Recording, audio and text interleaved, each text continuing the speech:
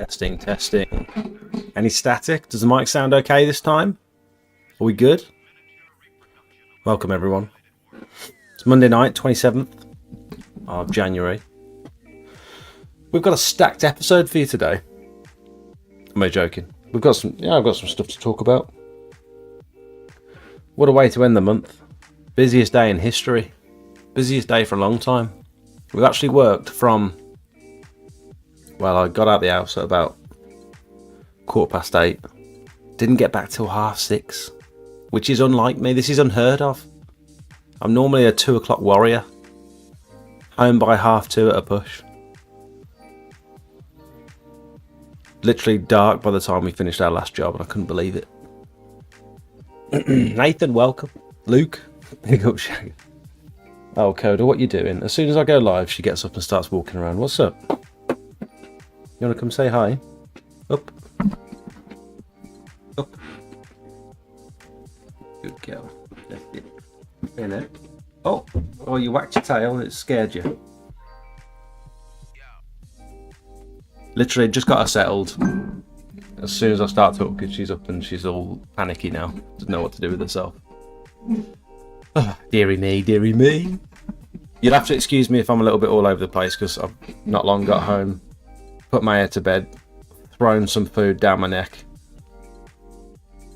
Cheeky. But got a pack of the old piss water. And Coda, can you lie down please? Because you're going to stress me out if you don't. Negan, welcome. Jed, on time. I literally waited. 29 minutes passed and then it hit 30 and I've pressed go live. I was literally waiting for it. Just so you couldn't say I was late. Aaron, welcome. Linny's, Blue Rock. XTX, how's it going? Good evening, boys and girls. Hooper, Lindsay, welcome. Monday night here again. Whoop whoop. Oh, sorry, here we go. Jake, I saw a video of a painter decorator using your voiceover on Facebook. To do what? To paint. Was he painting in the video? Just with my voice? That's weird. Good evening from Germany. Welcome, Jock. Or is it Jacques? Like Jacques Valet. Why must I be tortured again by all this? I'm going to let the dog out. I'll just be a second. Two Wheels, welcome. Big dog, we're not getting wavy tonight. Not wavy, no. You need to go downstairs. Go down. Yep. Right, Soph's not here tonight. She's gone bowling, so I just don't want the dog climbing into bed with Maya. Because it's a possibility. But like, we're hey. Appreciate you rushing to get to us, the things you do for your fans. I don't know about fans. Viewers, maybe. I don't know if you guys are fans necessarily, but... Evening, Steve. You're right, mate. Regan, welcome. Where's everyone staying for the expo? We're doing a beer and curry or something. That's not a bad idea. Actually, I was going to talk about the expo today. It's on my list. I've come a little bit more prepared today than I normally do. I thought, I'm not putting a video out this week. Let's actually put some effort into the live stream and bring some stuff to talk about. So, cleaning expo. Let's have a little look actually, because I think it would be interesting to.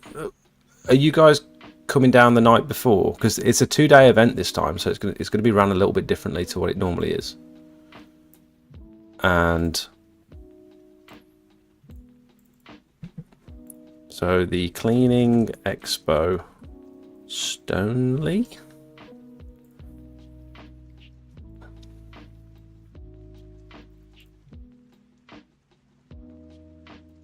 Okay. Right, 2025, 28th to the 29th of March. So I'm presumably the 28th is going to be a Saturday. Oh, 28th is a Friday. And the 29th is a Saturday. So they're doing it on the Friday. Well, that is interesting. Unique. You'd have thought it would be like a Friday, Saturday event. So for anyone who doesn't know what the Cleaning Expo is, It's essentially where all the biggest exterior cleaning suppliers go to sort of show off their kit and show off their new stuff. And it's really good just to like have a little look at the kit before you buy it. And now it's like start of the season. It's going to be, well, start of the season. Lots of people are pressure washing before March, but I think before it was like end of the season.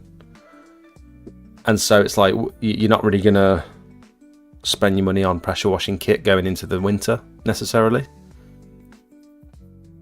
And last time I went, it was all over a bit quick, so I didn't get there till like 1 o'clock.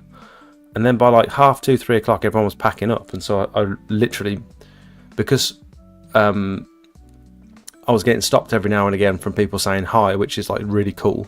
But I wasn't able to like get round and actually have a look. And I was trying to film as well. So I think this time I'm gonna go early, get all my filming done early, and then, or maybe go and say hello to everyone first, and then get some filming done. I don't know. It's only like half an hour from me, so I don't need to get a hotel or anything. But it would be cool to maybe we could organise like a Smouts sausage fest style. Yeah, a curry the night before or something. Beer and a curry on a Thursday night. Steve, are you going on the Friday or the Saturday, or are you doing both? Barclay, yeah, send it through, mate. Jock, as in Scottish window cleaner. Jock, living in Germany. Oh, okay, nice. Roof scrape tomorrow. We booked a roof scraping for.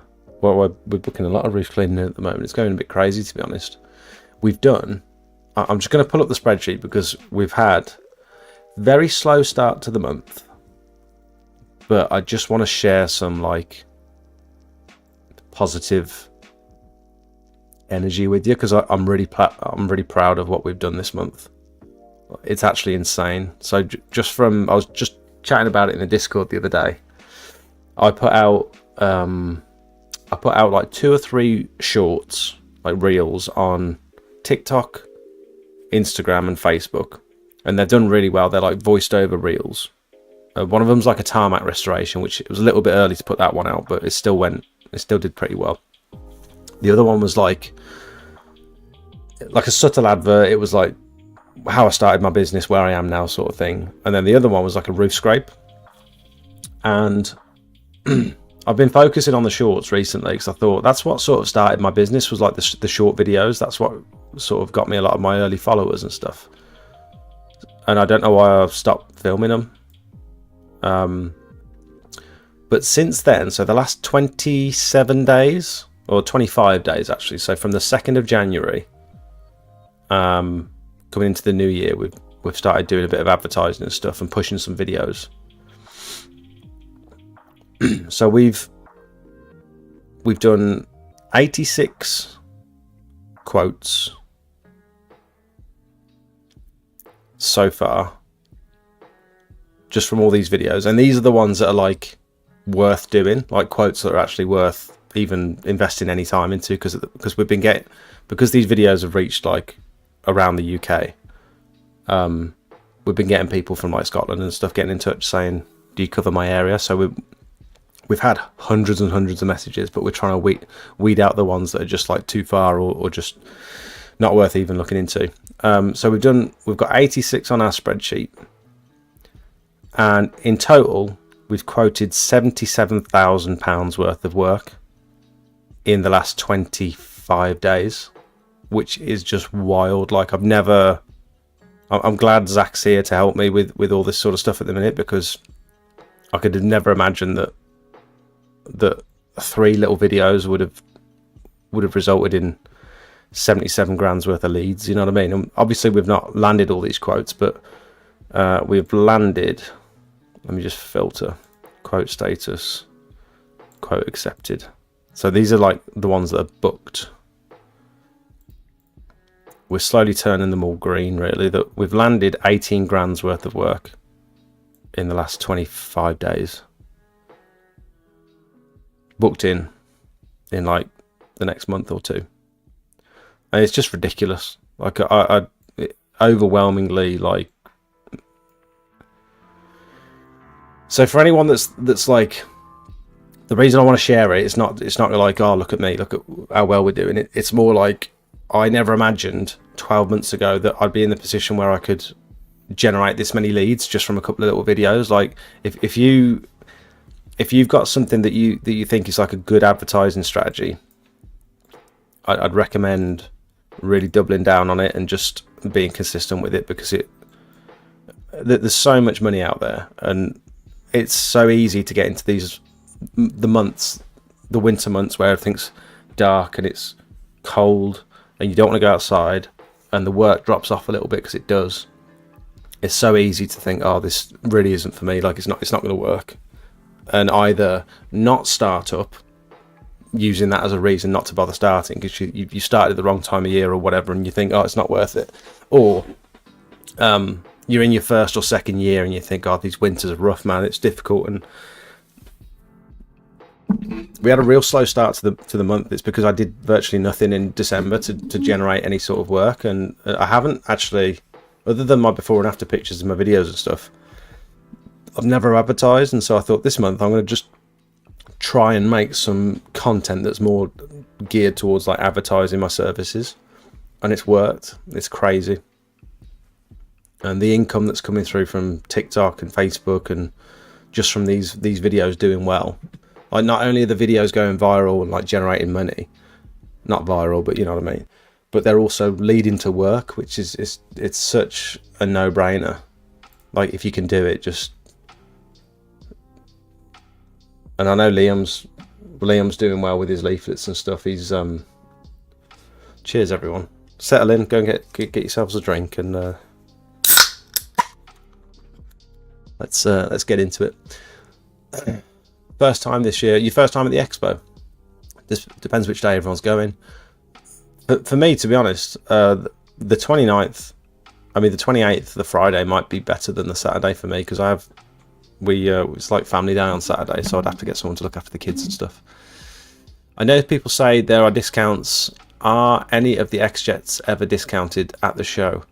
So the people that supply X-Jets, so Rutland Pumps for example, I don't think they actually take any stock. They take machines that you can look at, but they don't take stock to sell, because it's always just, I think Ben said, I can't remember exactly what his words were, but I think he said, it's so, they tried it a couple of years, and it's Ben from Rutland Pumps, they tried it a couple of years, and you have to take so much stuff, all the little fittings and stuff, on the off chance that someone needs something, and it's just so much work to get all that equipment to the show, and then just to bring it all home again because a few little bits have sold. Like it's just not worth it, and it's not cost effective. And to have someone, to have all the staff that you need to like run a store and stuff, it's easier just to do a show and then maybe put discounts on the website, for example. I think that's what a lot of suppliers do. They do like a week's worth of discounts. Friday is an odd day. It's a grafting day. Yeah, that's what I'm saying. It's like you'd expect it to be a Saturday, Sunday, not a Friday, Saturday. Turbo Tesla is is Tesla here?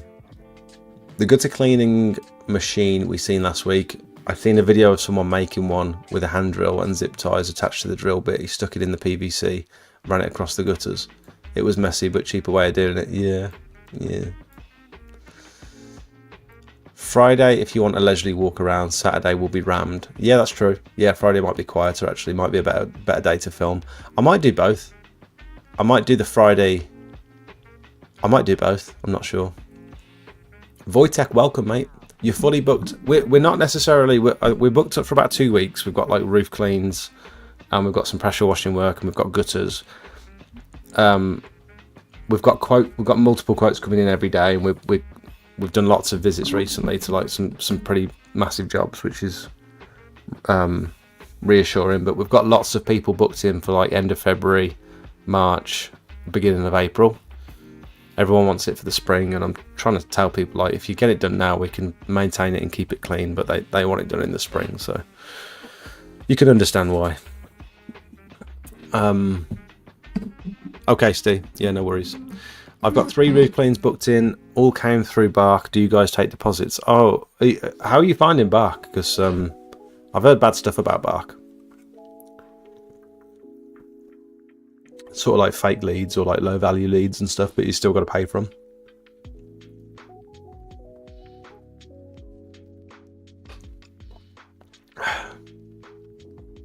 We've got a roof clean on Thursday. We've just had a quote accepted for. We've had 3 quotes accepted in the last 3 days for pretty massive roof cleans, and like other stuff like drives and composite decking and all that stuff around the same properties. So been putting some big quotes out, man. Some high priced work.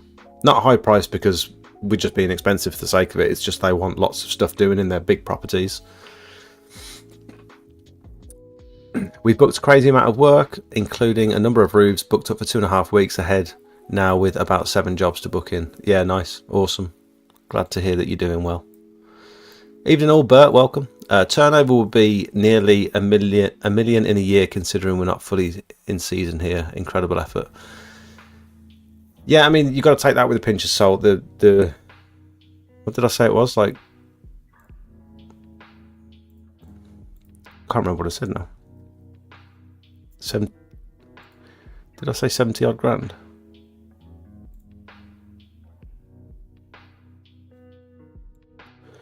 Like, obviously we're not going to land probably 80% of those jobs, but yeah, 77 grand, which, to be quoting that sort of stuff in 1 month. So that's 86 jobs. Average job, 910 quid.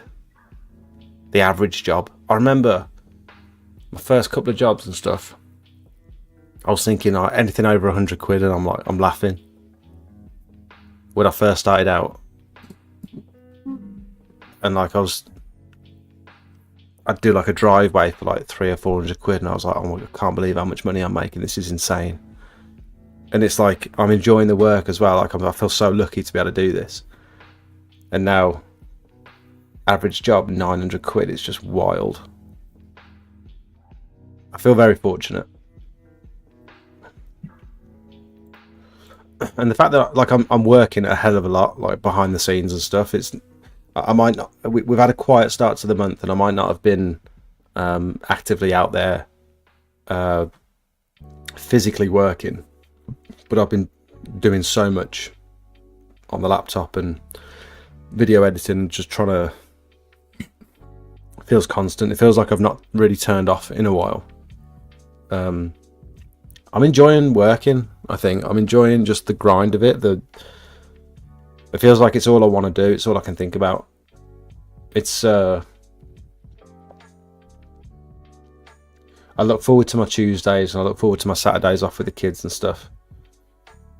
But even like in the evenings, I'm sat there trying to like relax, but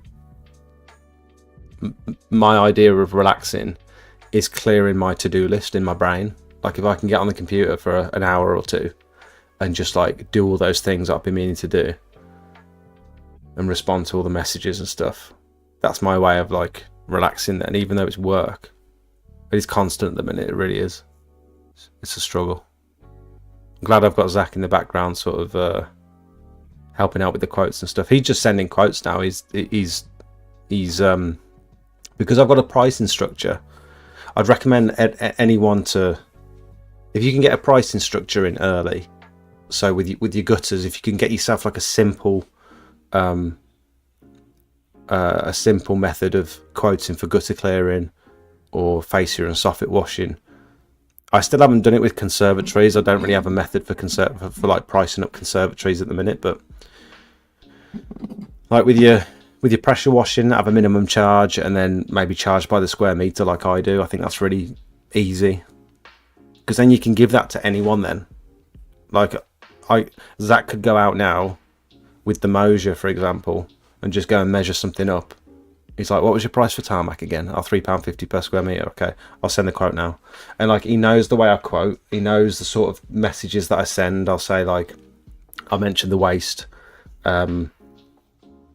I like to, we haven't been doing this recently because it's been too difficult, but I do like to mention a date, like a potential date at the end.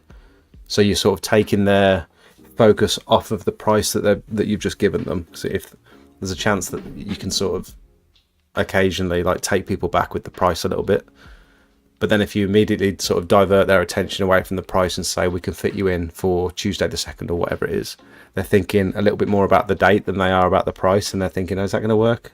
Oh, he can do that next week. That's actually quite handy, you know what I mean? It's a good way of like diverting attention. I don't know. We're definitely looking at going like VAT registered as well. With the work that's, I mean, we're broke even this month. I thought with Zach coming on board, I've got that extra person to pay, and it's like the quietest month generally, like based on previous years and stuff.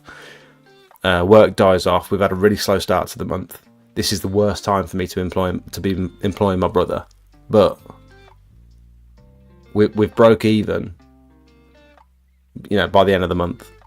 And all the work we did today, we did about 750 quid's worth of work today, and that was gutters, fascias, soffits in the morning, biocide maintenance top up. We then went to a horrible gutter clearing job in Birmingham, which was just a nightmare, and then we went to a massive gutter clearing job in further into Birmingham, and then we cleaned his massive conservatory as well. So we've done like a long day today, quite a lot of work. And then we've still, before the end of the month's over, we've still got a roof clean and some solar panels to clean later on in the week. So two big solar panel jobs. I'm just grateful that I'm able to like pay the boys, pay myself, and yeah, it's going good. It's going well at the minute. Scary time of year. If you're just starting out and stuff, you've not got that sort of customer base. You know what I mean?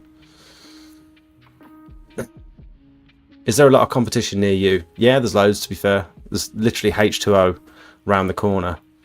I don't know if you've seen my video that I've done on them, but I went and done like a interview documentary style video. So it's this one here, H2O Restorations. So sole traders become partners in £500,000 pressure washing business. This one here. So they're literally like 10 miles down the road in the next town over, and they're huge. They're massive. One of the biggest pressure washing businesses in the UK.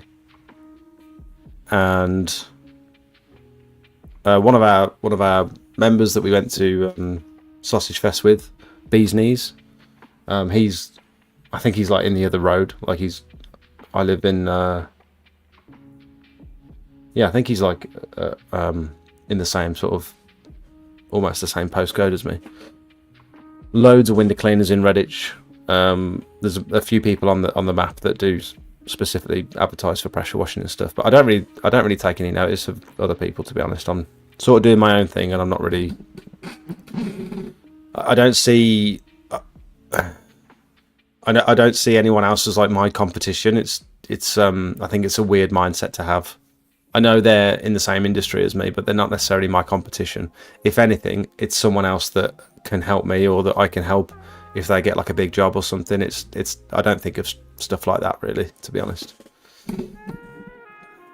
Your video saying how you started out the back of a 4x4 is why I'm here. Oh, nice. That's cool.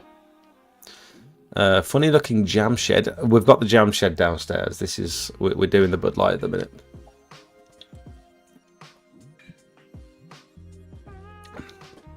Dan, welcome. Grime to Prime, welcome. Liam, welcome.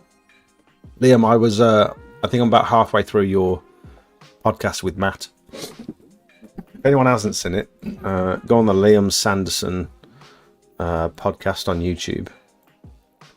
And he's just... Where's your... That's not you. That's you, but why hasn't your thing come up? Have I spelled your name wrong? No, I spelled it right.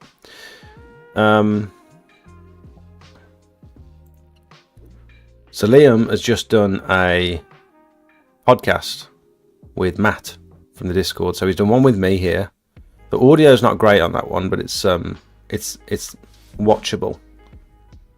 He's done one with Craig Washy, who's in the chat, and he's done one with Matt, who is the admin in my Discord, and he's a fantastic wealth of knowledge. We call him Matt GPT, because he's just like the AI of the pressure washing exterior cleaning world.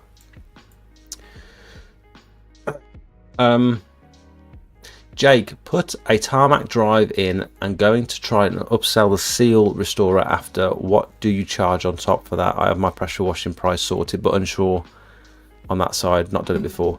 Dan, you've put a tarmac drive in. What do you mean? You've installed a tarmac drive, or you've quoted a tarmac drive and put it in your calendar to clean it. So when I'm pricing up the tarmac restorations, I just go in at £12 per square metre with like a minimum price of around about 350 quid, even if it's tiny, because it's like 2 trips. And we're not booking these in until end of March, early April really, because it's just a little bit too damp at the minute and the temperatures are too... We want it to be at least like 8 to 10 degrees. The instructions say 12 degrees, but taking it with a pinch of salt. So £12 per square metre all in for the cleaning, biocide and the tarmac restoration. To be honest, I don't often do the biocide. When I do the tarmac restoration, I'll just come back in 6 months' time to do a biocide maintenance on it. Some of the tarmac restorers actually have a biocide component in them. It says on the ingredients, which is interesting. It'd be nice if you could pre-treat tarmac with biocide, but you can't really do it anymore since the law changed about having to like mechanically remove moss before you attempt to kill it, because of all the bugs and the birds that use it for their nests and all that sort of stuff.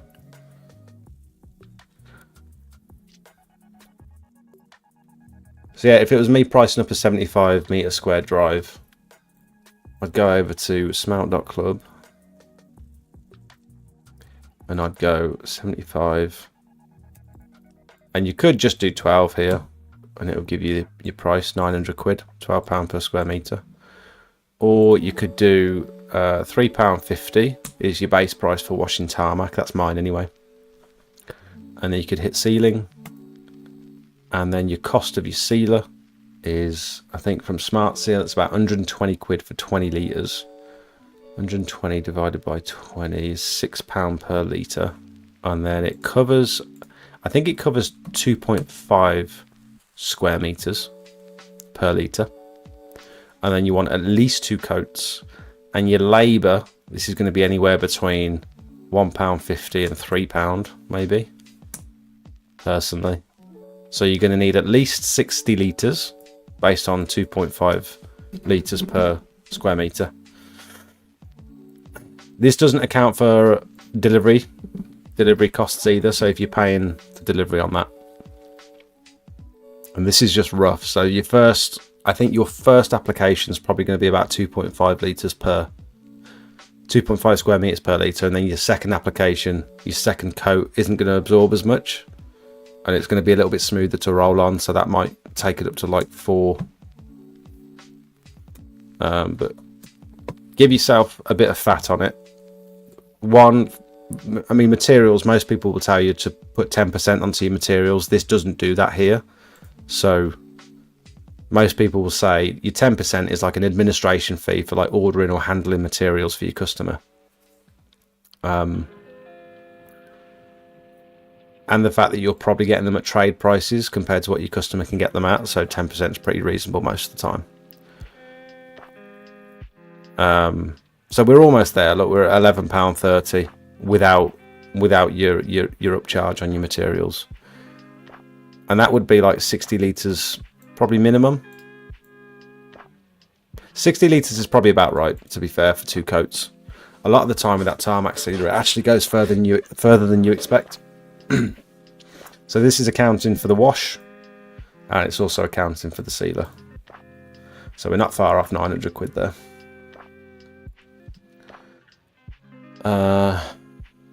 Ship for gutter cleans, but working for roof cleans.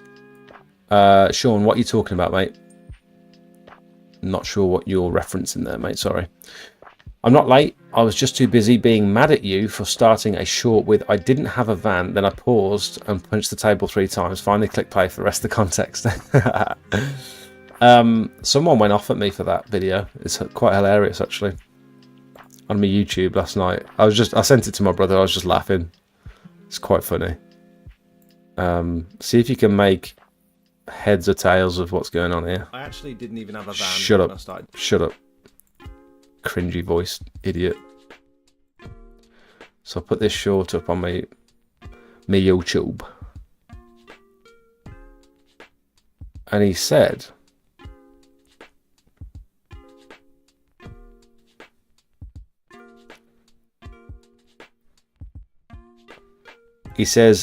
ARK, AWK, ARK, yeah, critter.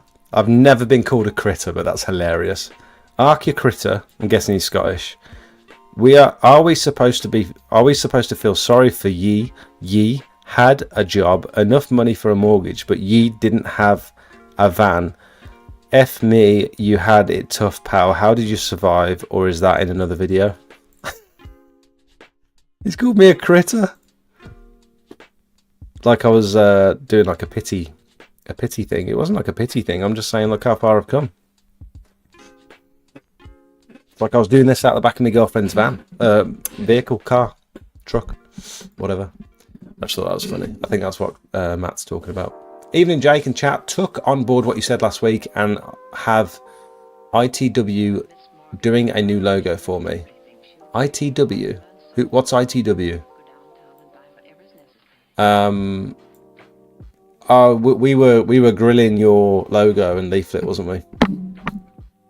I hope you didn't take that to offence. I was just having a laugh with you. Honest feedback, but sometimes I come across a bit of a knob, I suppose. Evening, Anthony. Is it Anthony or Anthony? I never know. Sorry. I bought some Brentag 15% hypo. Would you just treat it like nuclear, even though it's 5% difference? So the Nuclear Pro, I believe, is 10%. Or 10 to 13%, I think. And then the Nuclear Fallout Pro, I believe, is 15%. I might be wrong. But the Nuclear already has the surfactant in it. So yeah, you treat it the same. I mean, I use 15% hypo, and generally I'm using it about 1 to 5 on most surfaces. But you will need some surfactant in there. So have a look at. You might already know this, but I know a lot of people here are new, so I might as well say it. You probably want to get yourself some Surf Boost, which is the surfactant that I like to use. So you literally stick, if you've got like a 25 litre barrel of hypo, you can stick like 500 ml of this stuff into your barrel, and it'll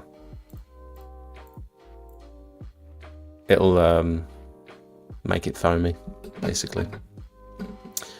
A little bit of like a weird housekeeping announcement thing, I suppose, because I know someone's going to see it and they're going to ask me questions about it. But I've taken all of Pure Seal's affiliate links out of all of my videos. It's just because none of them work. Since they updated their website, I don't think their affiliate dashboard is working anymore. So the links will send people to the website, but I don't get paid any commission when they make purchases.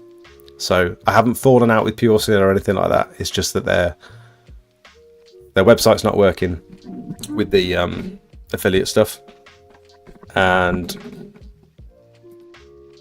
it's business, isn't it? You don't want to be losing out on. I mean, I thought it was working up until I had no. Normally, I get like a bunch of emails every month to tell me I've just helped make a sale. You know what I mean? And I hadn't had them for like 2 months. And I thought, oh, something's not quite right there. And then I remembered they updated their website, so it's probably that. But they thought it was going to be fixed like a couple of weeks ago, but I've still heard nothing. So I'm just taking them out of all of my videos. No big deal. Just thought I'd mention it. Sounds like you're self-employed and building a business. On the yeah, you think you're busy now, wait till March. Yeah, I'm to be honest, I'm worried about having to book people in too far in advance, because I like to get people in like next week or the week after. It's going to be people not realizing how busy it gets, getting in touch last minute and being like, can you come Friday? I'll be like, no, I'm literally booked up for 2 months or whatever. What's your advice to new power washing businesses? That's a very broad question, mate. My whole YouTube channel is literally dedicated to trying to help people who have just started their pressure washing business. So especially the earlier videos, if you scroll down to the bottom, I can just click on oldest, look. These earlier videos were like showing my journey and how I did it. And not all the information is going to be like, there's stuff in there that a professional that's been doing it for 10 years might be like, oh, why is he doing like that? That's or he's doing it wrong or whatever. And it's because I was new. This is like, I'm still like only 3.5, almost 4 years in, I suppose. So you've got to take my advice with a pinch of salt, but you can sort of see my journey, and there's lots of good tips and stuff here. There's some of these older videos are really good for the newbies. Have a little mooch. But if you've got any specific questions about how to do specific things, I can definitely help you with that. The main thing I'd say is be consistent. If you're gonna do it, try and do it every day. Do something every day that contributes towards it. Don't do a bit now. Don't do loads next week and then nothing for like 3 weeks. Just do a little bit every day. Your brother is a legend. He's just all round helpful and a nice guy. How do you know? Have you been talking to him? XDX, I see. I didn't seem to do much today, Dolly.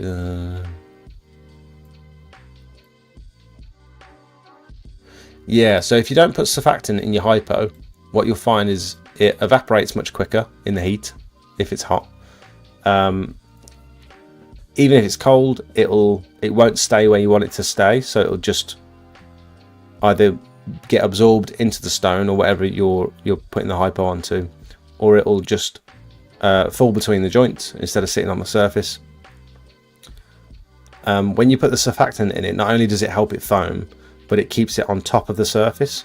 It prevents it from absorbing in too quickly, because most of the surface grime is on the surface. It's not.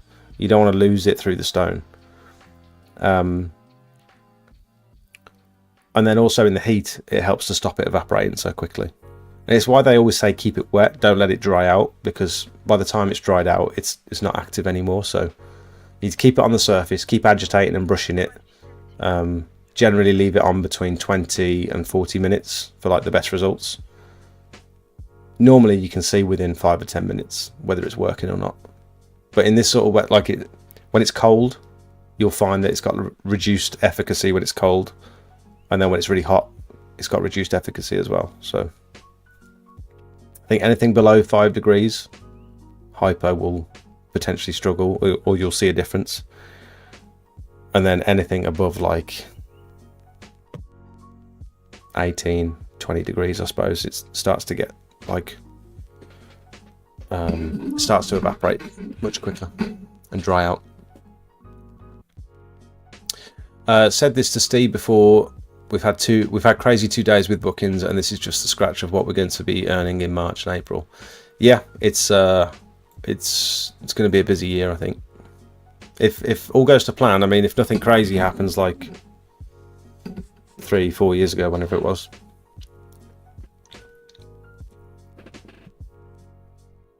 drive down Friday night, food and drinks with some extra drinks, then expo on Saturday, then it's Mother's Day on Sunday. We could do that. We could do some drinks on the Friday night. Because I'm literally only half an hour away. Like, if you guys are staying in Stoneleigh, I can meet you on the Friday night if you want to. No, you can use any surfactant that's suitable for hypo. Diluted to 1% and brushed into the surface. Does it have to be a surfactant recommended by a manufacturer? No, you can just use, as long as it specifically says that it's hypo safe. A lot of people tell you to use washing up liquid and stuff, but you got to be so careful what you're putting in hypo.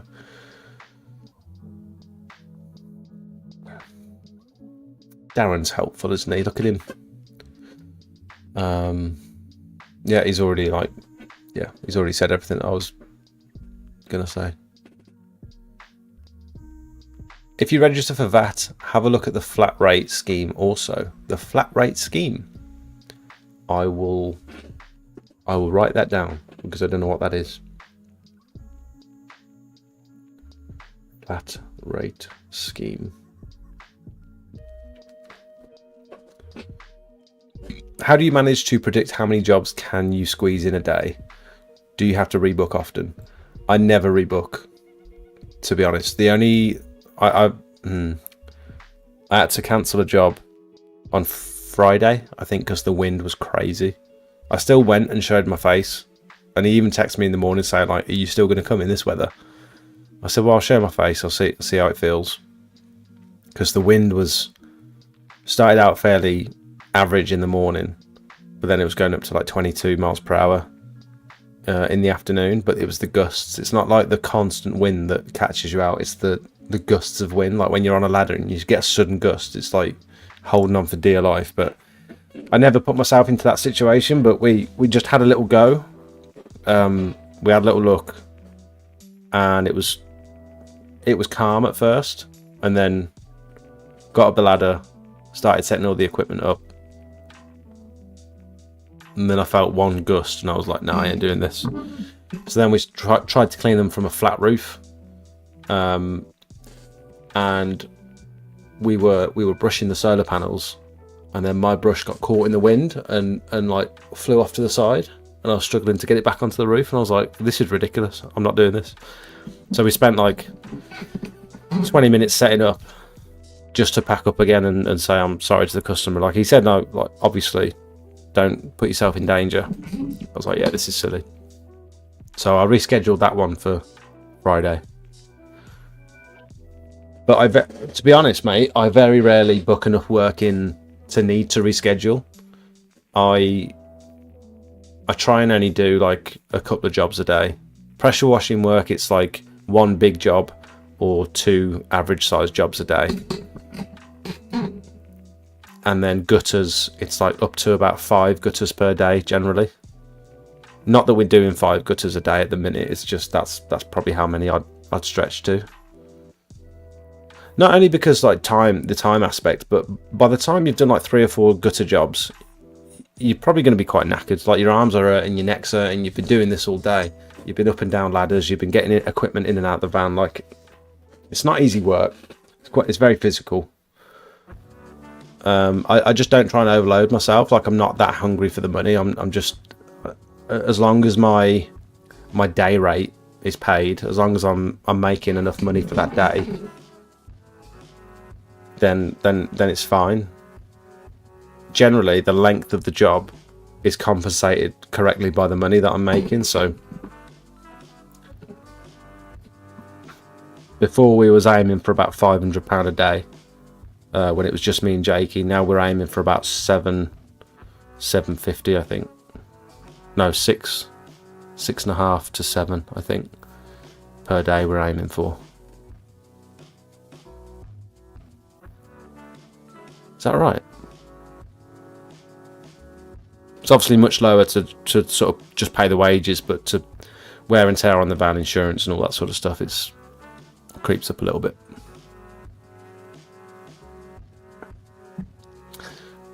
Need to be on the road for 4 at least. Graft on Friday, get home, see little one for an hour, then hit the road. I only started at the end of last season and got my Facebook page up and running last week, so hopefully generate some work over the next few weeks. Awesome. What are you going to do with your page? How are you going to generate the work? Have you got before and after photos and stuff to put up, or have you got any videos to put up? He got me with that thumbnail. I missed it. I think it was not a bad thumbnail.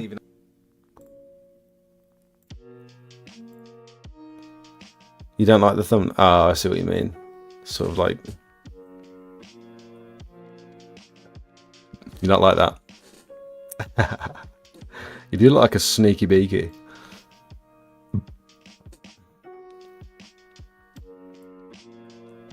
Thousand subs soon to come. What are you on now, Liam?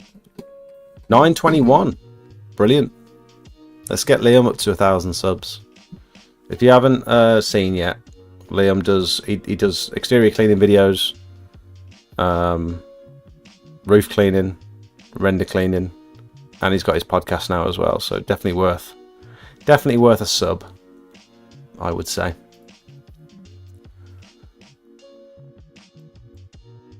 The Discord group. Dan, what were you talking about, mate? I'm sorry. What was your last message?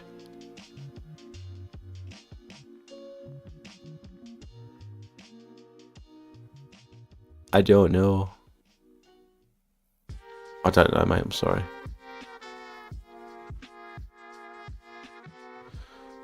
I think someone sent me a message on Facebook to have a look at.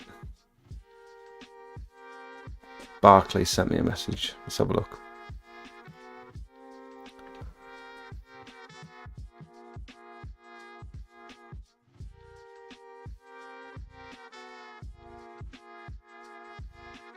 I am trying to get down every message. So if you posted in the chat, if you put something in the chat, I am going to try and get to it. I'm just when someone says something and I go off on a tangent, I do try and start back to where I was. So if you've typed something and you think, oh, he's not reading the chat, I am. It's just I'm all the way back up here, so you know what I mean. Chelt, welcome, mate. You're right. Cheers, mate. Cole, 5 minutes at the end. Tried to replace the downpipes with the joiner. Chelt, welcome. Luke, good evening, mate. Can you do roof cleaning with a Honda GX200 or a GX270? I'm sure you probably can. It's less about the engine and it's more about which pump it's strapped to. What sort of litres per minute and PSI are we talking, mate? You don't need a lot of flow or a lot of pressure for roof cleaning, but you do need enough to either spin a small turbo nozzle or spin a small surface cleaner.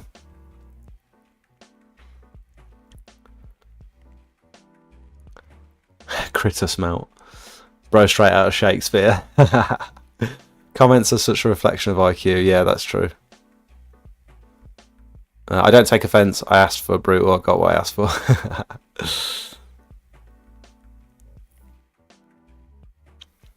You used Into the Wild. What does that mean? I don't know what you mean.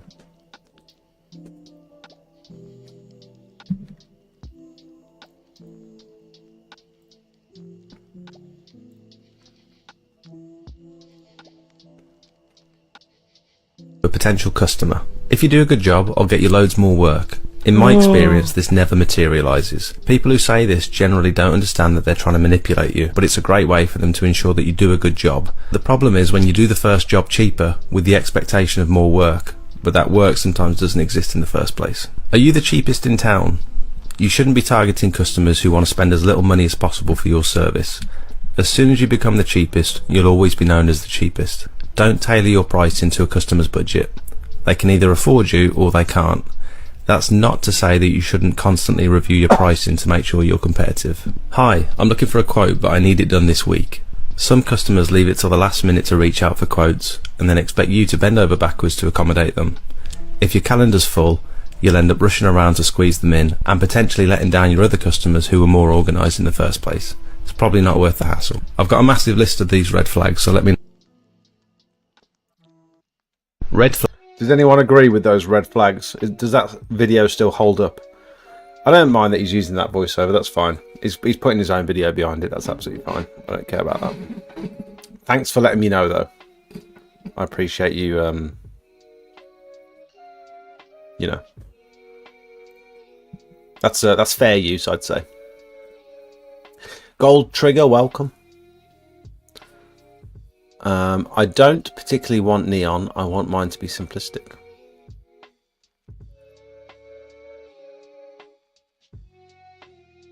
Look on Fiverr for logo design. Yep. Fiverr's a good place for logo design. Any sort of digital art, Fiverr's great.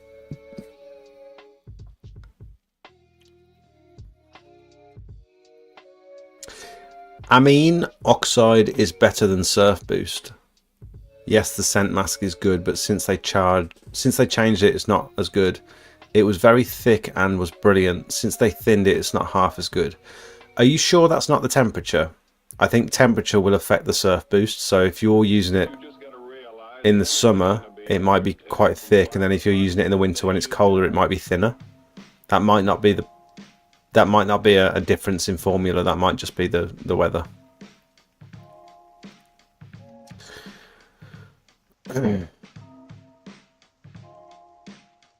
Pure Seal told me the products have a use by date before the product loses its quality. Do you know any more about this? Is it all products or once they're open? So Hypo definitely has like a use by date. I thought Hypo was like 4 months. If you've got an unopened barrel of Hypo, I thought it was around about 4 months, but I might just be talking out my arse. And then once it's opened, obviously it goes down considerably. Not that it's unusable, it's just that you have to make a stronger mix to get the same results. Maybe someone in the chat can confirm that. I'm sure Darren XTX knows, or possibly Matt. Jake, I must be nice for once as well by saying your YouTube videos have improved massively from the start. Watch the one where you got a Kiam gutter vacuum and replaced it with the Panther. Your confidence has improved massively and the style of video is much easier to get absorbed in. Oh, that's very nice. Thank you, mate. Very kind of you to say. Oh, thanks. I haven't really got a formula for these videos. I'm just sort of filming what I'm doing and then trying to find a way of making it interesting, generally just by putting a voiceover over the top and talking about the stuff that I find interesting. But I appreciate it. I think the voiceovered one, it's very easy to film everything, stick a time lapse on, and just put some music on in the background.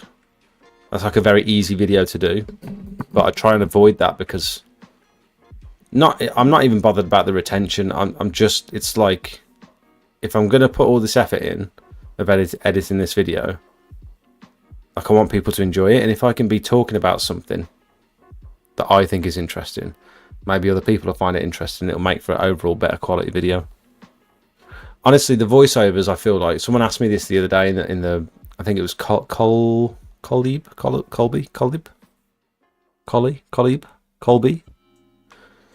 in the Discord. He said, do you find that the voiceover videos do better than the non-voiced? And like, yes, 100%, especially the shorts. If you've got a short and you can hook someone within the first like 3 to 5 seconds with the voiceover and make and like get them invested, you generally find that those videos do much better than, even if it doesn't really make it. Just tell a story. It doesn't even have to be that interesting, but just talk. Use your voice. I was talking to Rich the other day about this. The voiceovers are huge when it comes to the shorts.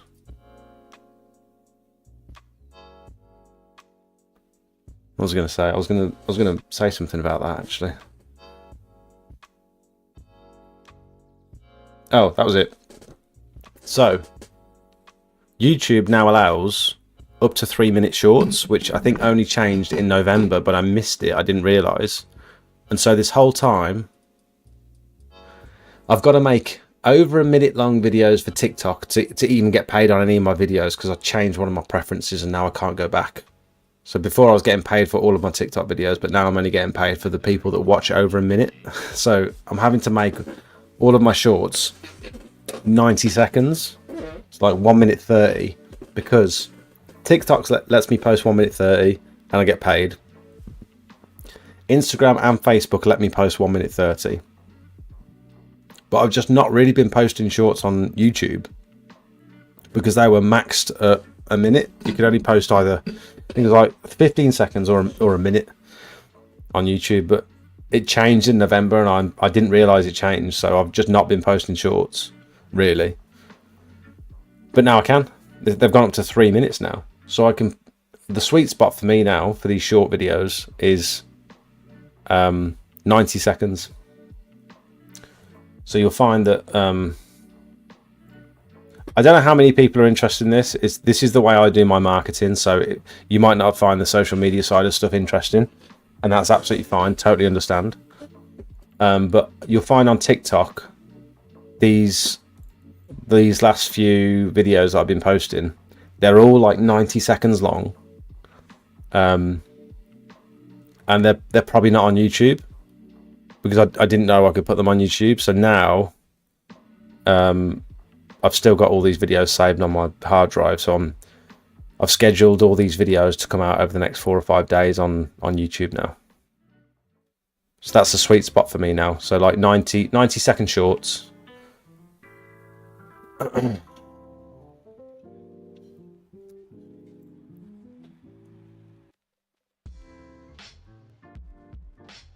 Thanks for your kind comments, friendly neighbourhood exterior cleaner. That means a lot.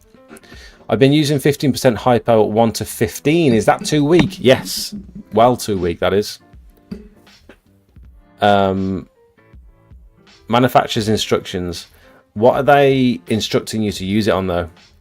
Is this an exterior cleaning product that you're buying? Or is it...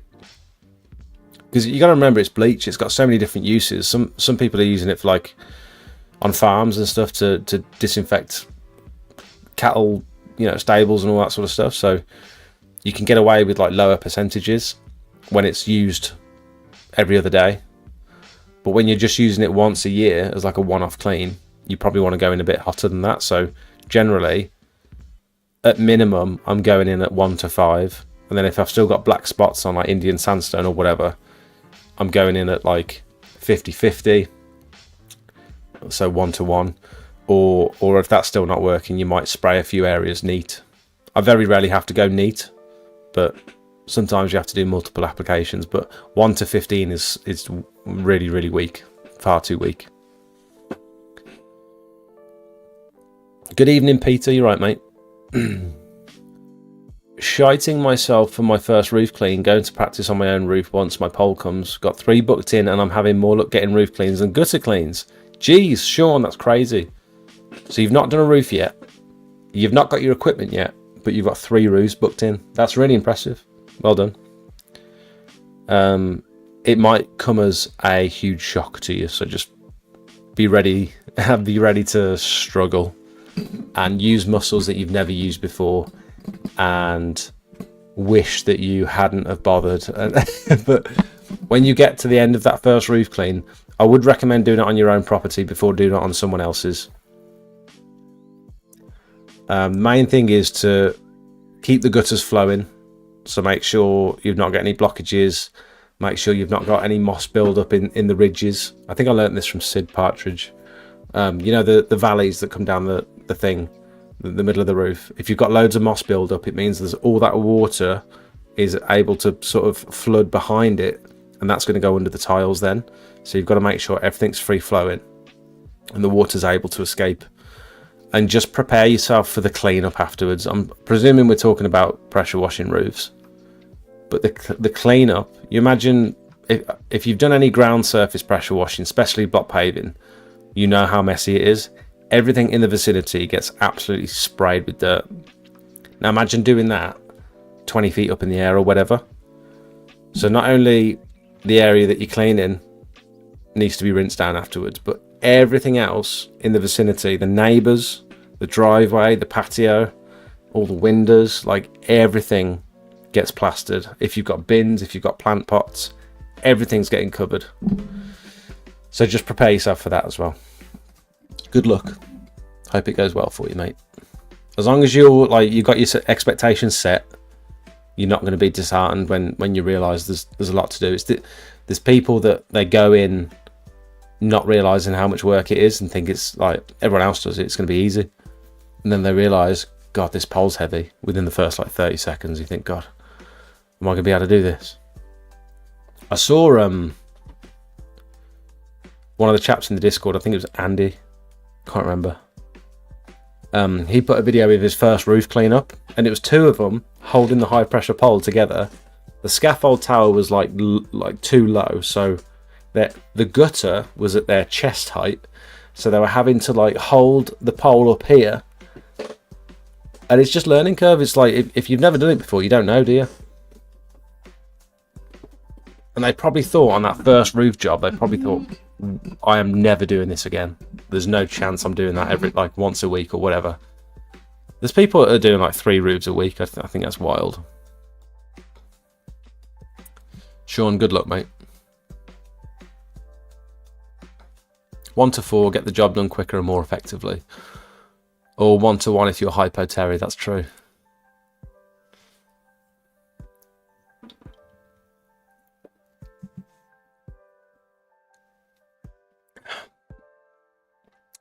Hypo Terry don't know what water is, do you, Terry? I was more concerned about the strength in relation to strong chemicals near plants. Yeah, just don't get them near the plants, really. Don't get it on the grass. Control your runoff. You've got to think if you're atomising it as well, if you're spraying it, there's going to be drift. Make sure you wear your PPE, all that sort of stuff. But as long as you're controlling the runoff, if it's inevitable that it's going to get on the grass, you need to make sure the grass isn't thirsty, so you need to pre-soak everything. Pre-soak, apply the hypo, and then soak again afterwards and keep it wet throughout the process. As long as the grass or the plants aren't thirsty, they're not necessarily going to absorb the hypo before it has a chance to become dormant after about an hour.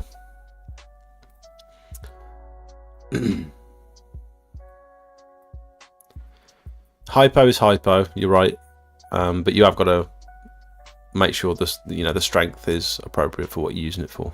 You can use bleach. You can get the bleach out your bathroom that you use in the toilet, and you can use that on the patio. It's virtually the same stuff.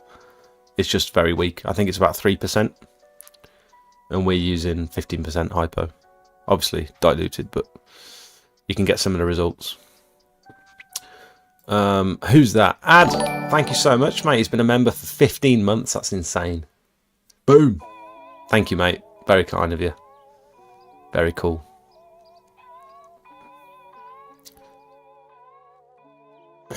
Thank you. Does it make a difference if I'm... No, we read that, sorry.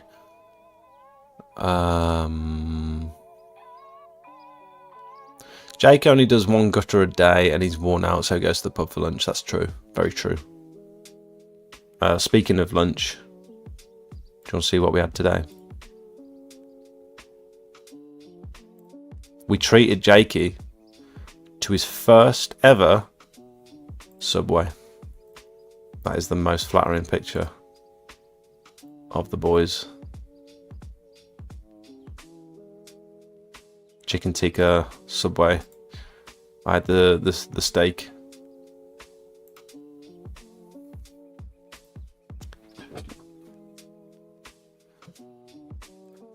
I've done 7 or 8 gutter jobs in a day. All right, big bollocks. Sorry. Well done. Were they tiddlers?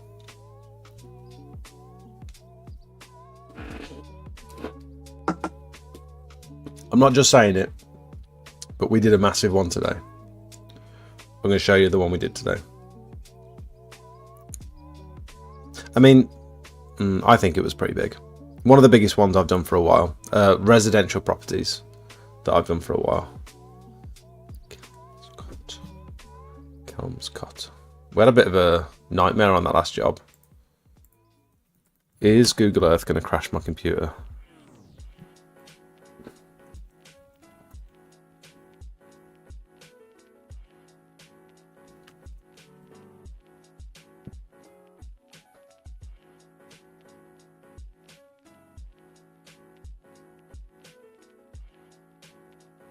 Oh, that's a nice 3D image.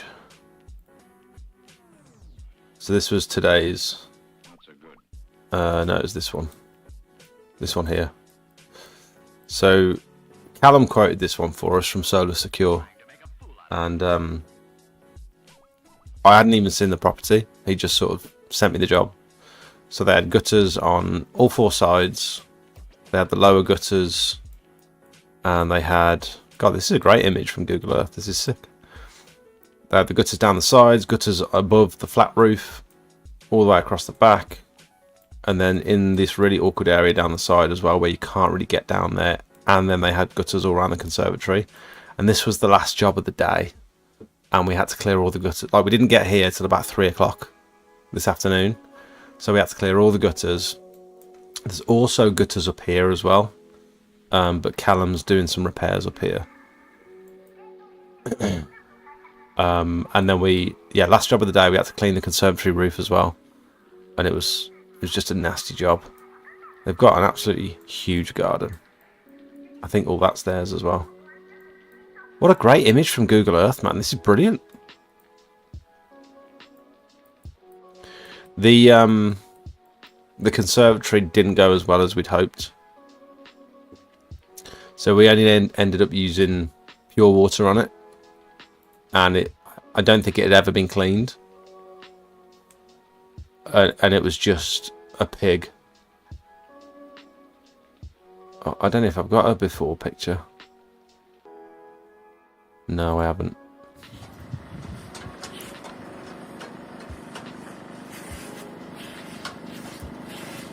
There was little spots all over it. So Jakey's got quite a soft brush on here, and so his brush wasn't really getting the spots off. Can you? I know there's still moss there and stuff, but can you see all those little tiny spots? So I had to sort of go around afterwards with the stiffer brush. It was really like dark green and horrible before. It had all this moss. All this moss was like on the roof, and it was covered in green algae. So it actually looks much better in this picture than it did. I haven't got a before picture. That's quite annoying. But you can see these spots.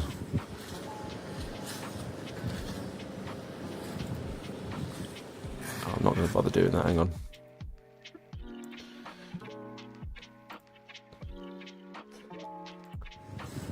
See all these little tiny spots, look.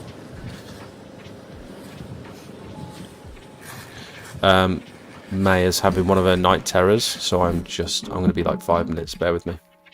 Now these videos take a lot of time and effort to film and edit, on top of trying to run a successful pressure washing business. If you find any of the information in my videos useful, then I'd like for you to consider becoming a paid member of the channel. Circle members and above will get access to my private Discord for members only, where you can pretty much get a hold of me 24 hours a day for inspiration, technical help, marketing advice, or just a general chat. I post pictures and videos that you won't see on any of my other socials. You'll be the first to hear about giveaways, special offers and announcements, and it's just generally a nice place full of like-minded people who are all heading towards similar goals. We've got various different experience levels. We've got a few professionals in the chat as well. If you want to push your business, in my opinion, this is the place to be. We also have 2 other membership tiers. One is just to show a bit of support for the channel, and the other one is for boosted members, which will not only give you access to the private Discord, but also loads of high quality promotional images for you to start your business. I know what it's like when you're ready to get going, but you don't have any before and after pictures to put on your leaflets. At the moment there's about 150 images that you can use for pretty much whatever you like, and my intention is to constantly update these over the next few years with all of my before and afters that have helped promote my business. Last thing before I let you go, new videos come out every Monday night at 5:30, and then I go live at 7:30 to chat to you guys and answer as many questions as possible. We do live quotes for real customers and just generally keep up to date with everything going on in the pressure washing world. Thanks for watching, back to the video.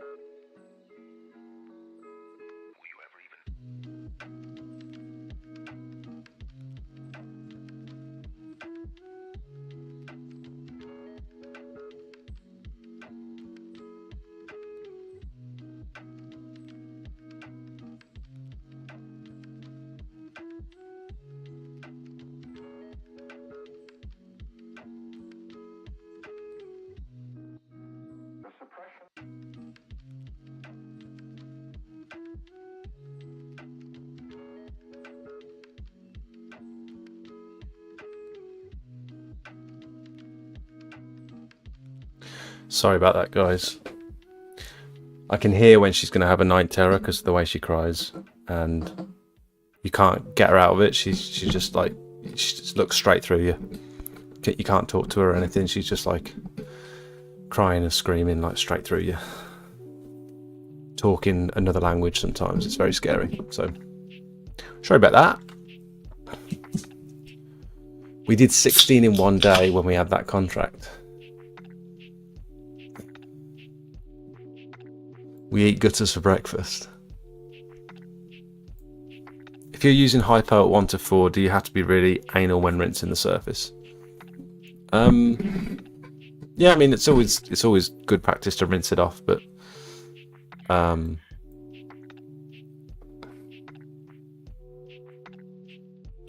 by the time it's done its reaction, after about an hour, it's dormant anyway, so it's not going to do any harm. That's why they call it environmentally friendly or biodegradable, because after an hour it virtually just turns to salt. It's just within the when it's doing its reaction. That's when you want to make sure there's no animals about, or you're not splashing it on plants and grass and stuff. Odds on Jake reads this at 2023. That was ages ago. Are you serious? Did you post that? Are you actually serious? Did you post that comment at 23 minutes past? It's now quarter to 9. I can't believe I'm that far behind. That's crazy. I'm scrolling back up. That's crazy that I'm that far behind. I need to stop talking.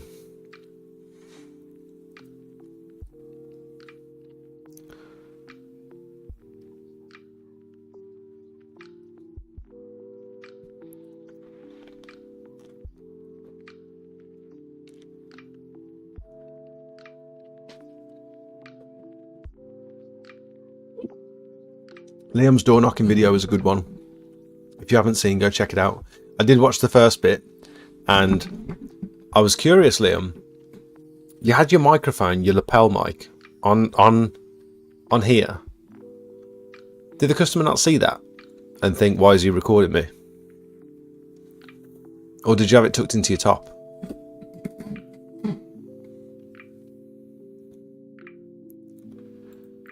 Seen a new startup before popping off with a few TikToks, 50k plus views.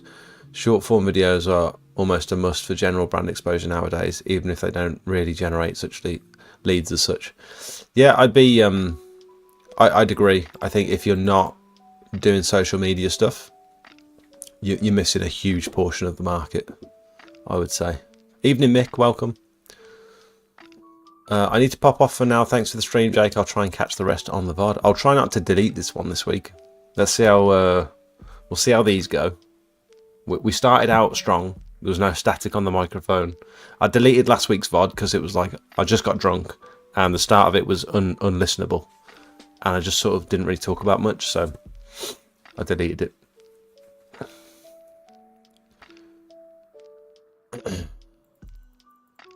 Has someone stolen your voice? Yeah, sounds like it, doesn't it? That'd be cool to hear your voice on someone else's video. He's a big fan. Yeah.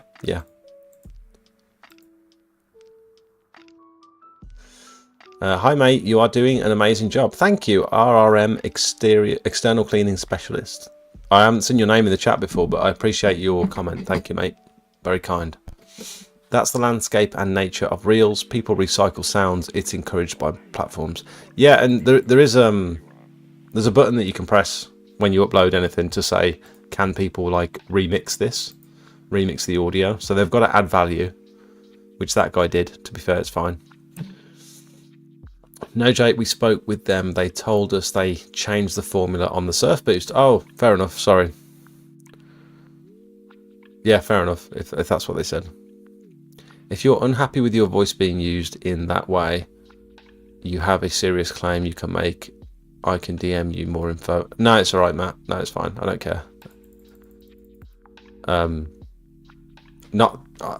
I care about your comment. I don't care that he's using my voice. Unless it was something crazy. Unless it was really bad. I think one was freezing in the winter, not sure they plan to change back for summer. So the surf boost was, so the new formula for surf boost is like less prone to freezing. I love Matt. Any problems that I have, I'm going to message him. You are the front of seemingly all knowledge, mate. He's very, he does know a bit of everything. It's insane how, I mean, I think he enjoys it though. I think he enjoys doing the research and reading the SDSs and stuff.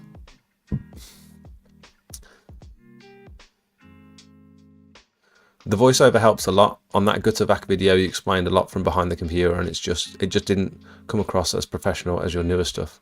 Oh, cool. Thank you. Was on the Pure Seal course last year. Hypo never fully loses its strength. It loses X amount over a period of time after open, and remains at around 60% strength, give or take, when left. Okay. So even if you open it, leave the lid off, and just have it sit there, it never fully loses its strength. It's always going to work to some degree. Is that right? I've got module 1 this Wednesday and Thursday. Oh, well done. If you don't know what Ad is talking about, he's talking about the Pure Seal module 1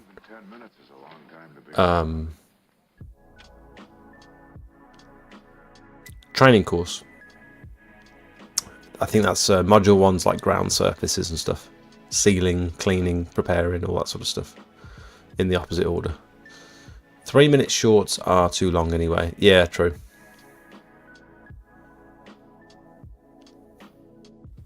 Three minutes is more like pants than shorts. That was a bad dad joke. Do Pure Seal have any courses from home, or do you have to go to the crew for all of them? You can do the Biocide training course online, which it's a Pure Seal course. It's just not...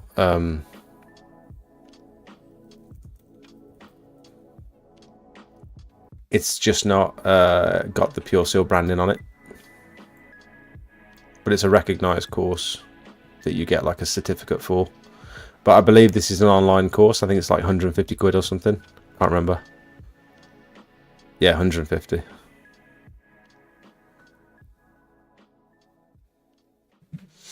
It's called Biocide Training UK. I believe it's run by Pure Seal. I'm like 100% sure it's run by Pure Seal, but they wanted it to be like a not affiliated with them. They wanted it to be like a unbranded training course. I don't know.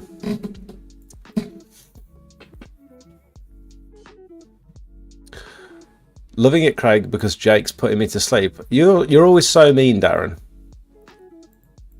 Craig always comes in telling me I stink, and then you just disagree with everything I say. Take little jabs here and there. I'm only joking. I know it's all love.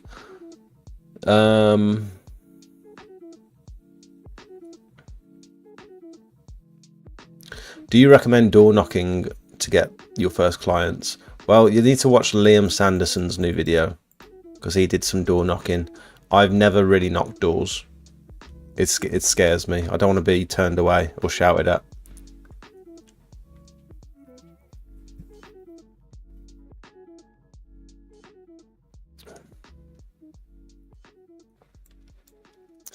Anyone attending the course this month, don't forget to register your reg 15 minutes after pulling up, no later, or you may face a fine. There you go. I'm thinking about doing this part-time on the weekend around my job. Is that worth doing? Is it worth doing that, or do I go full bore and quit my job? Don't quit your job. That would be silly. You've got no customers. You probably haven't got any equipment just yet. I don't know what your financial position is, but I wouldn't recommend quitting your job. Look at my early videos on my YouTube, and it sort of explains how I did it. I thoroughly recommend doing it on evenings and weekends. Start out by doing family and friends. Take photos of everything you do. And if you start to enjoy the work and you think, yeah, I can see myself doing this, then start working on marketing your business and generating leads. Getting reviews and recommendations from customers, and just learning and learning and learning. Don't try and do everything too quickly because you might get overwhelmed. Pressure washing sounds easy, but it's not as easy as everyone thinks. If you want to do a really good job, it's levels above what most people expect. There's a lot more to it, and I would say that because I do it, but I can assure you.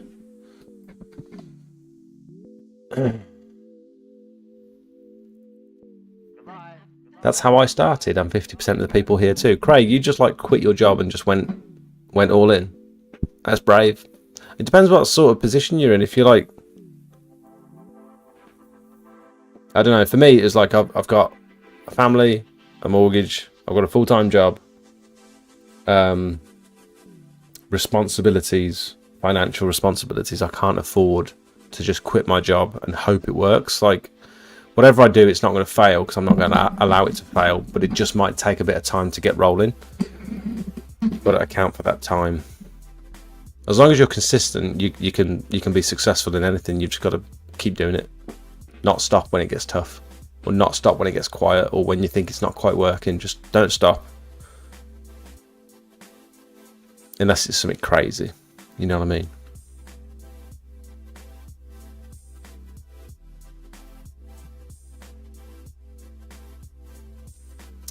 Pretty much done a soft wash last week and then got inquiries about roof cleaning, proper shit in it, but I need to start somewhere. I think cleaning a roof on your first job is very, I don't know whether it's brave or stupid. Learn to use your pressure washer on ground surfaces before you go up on a roof. I would recommend. There's quirks with your machine that you don't quite understand yet, so just things like adjusting the revs, adjusting the pressure, knowing what happens when it cuts out. Like a lot of people, your machine cuts out and you're like, what was that? Why did that happen? The most obvious thing is, oh, it's run out of fuel, but what if it's not the fuel? What if it's something else? And like things like low water pressure, poor drainage can massively change a job. It can turn a job from an hour's work to 3 or 4 hours work if you've got a problem with either of those two things. Poor access, different surfaces, learning about how different surfaces react to high pressure and which nozzles to use and stuff. There's so much to learn. I wouldn't start learning on a roof. I think you're asking for trouble, personally.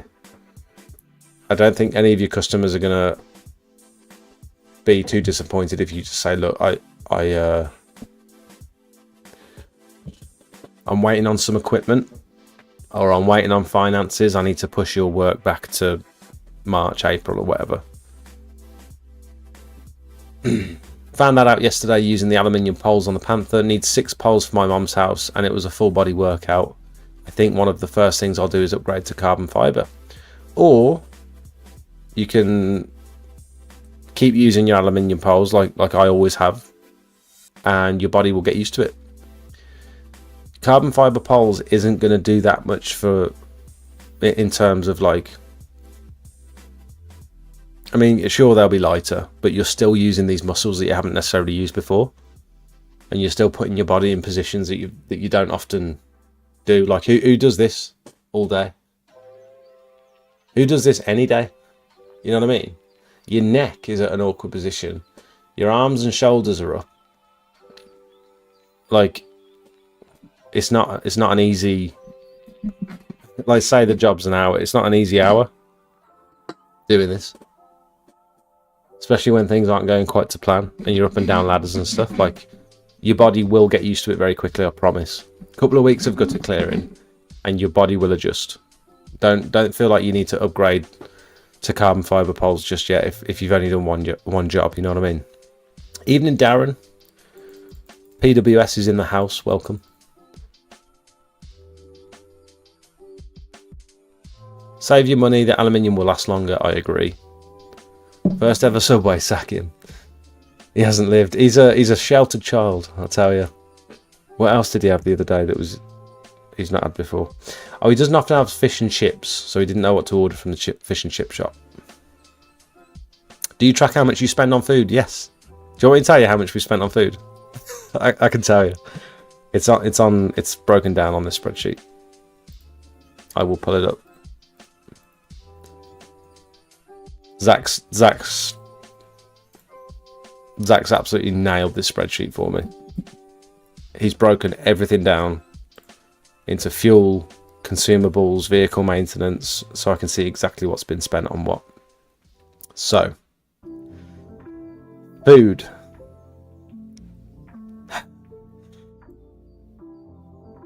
Grand total from April to December, our food spend,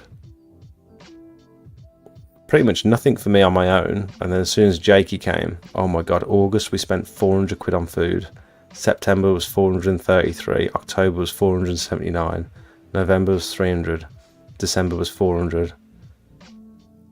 So from April to December we spent £2,410 on food.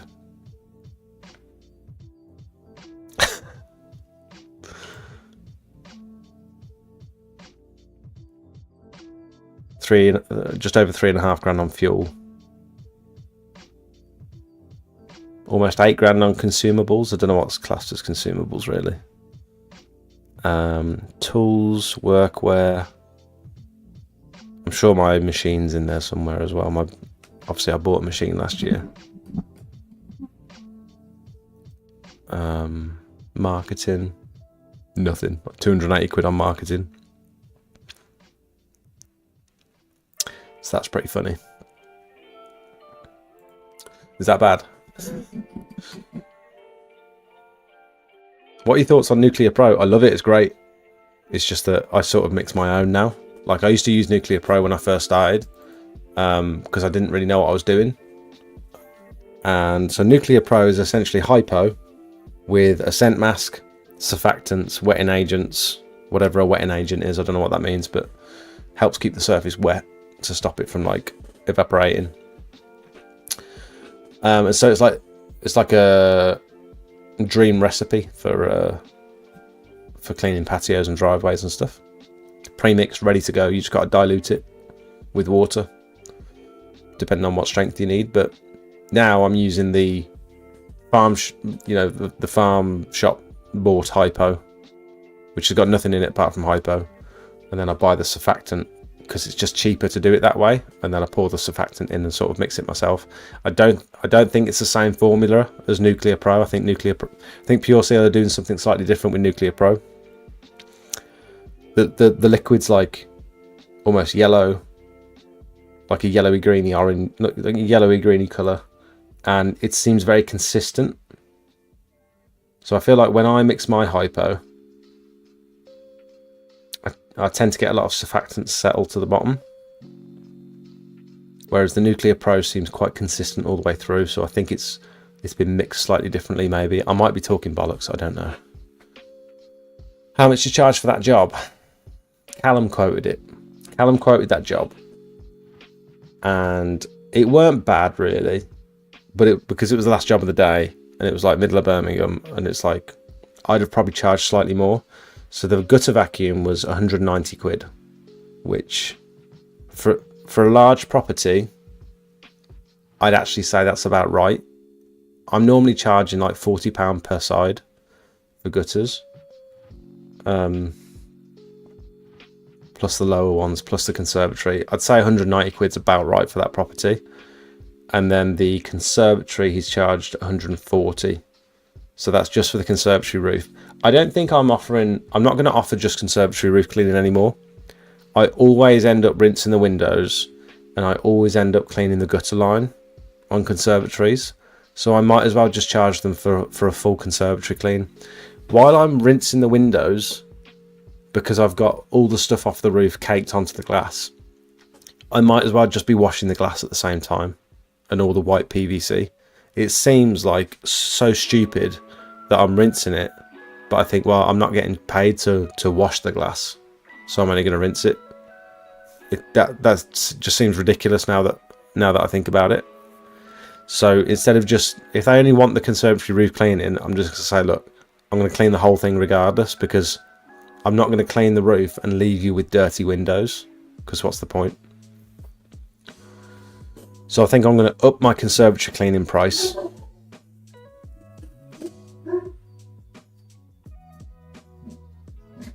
I think Soph's back.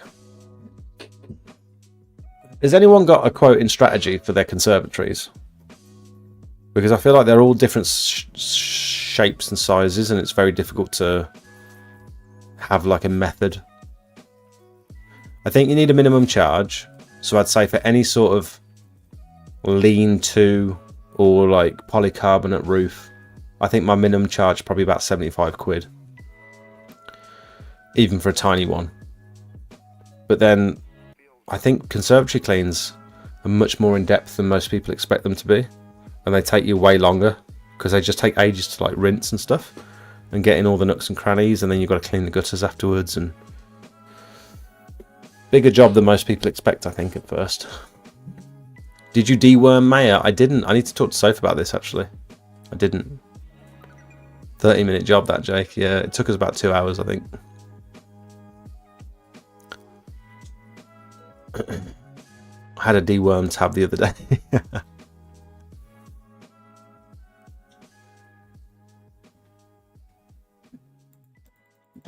I Spy. Which stiff brush is that? I use a sill flocked gardener brush for gutters and soffits, but I find it's not quite stiff enough for conservatory roofs. So the one on the red pole was a sill brush, and the one on the black pole was a flocked like fascia and soffit brush. There's a chart on the gardener website to show you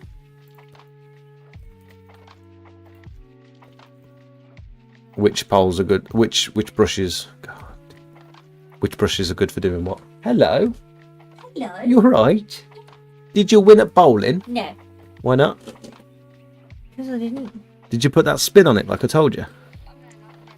That top spin. Tried. I got 2 strikes though. Did you? Yeah. Good job. Do you want a beer? No thanks.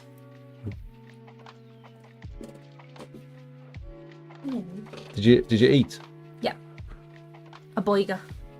Boiga. A chicken boiga. Your mum's lasagna is beautiful.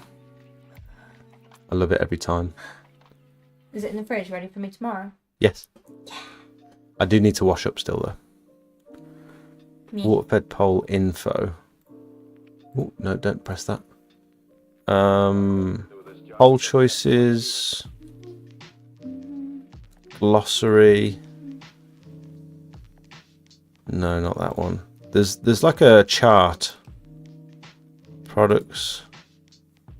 Brushes. Go down to the bottom, look. On the gardener website of the brushes. Sorry. I thought that was in on my song. So like flocked, DuPont, taper, and I wish they had pictures. Oh, they've got links. I didn't realise these were all links. That's pretty good. So it'll tell you what they're good for, and then you can just click on that little link there. Look, and it'll show you. I think that's the one I've got, the flocked one, but that is really soft. But it's good at getting like up underneath the gutter. And then the other one I've got is like just a medium stiff. Not that one. It's a sill brush. I started out with that one. That one's actually not bad. I do like that one. It's got like medium ones on the outside and soft ones on the inside. Ooh. Ooh. Sill. Extreme sill? No. Sill.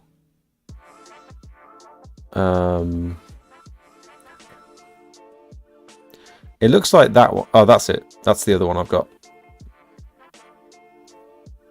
Oh, you chipped your nail. Sucks.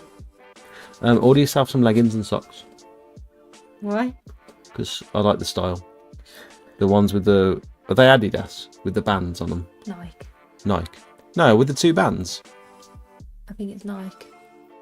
Black leggings. Black socks over the top. Wendy, welcome. What were you saying about? You need to tell me something.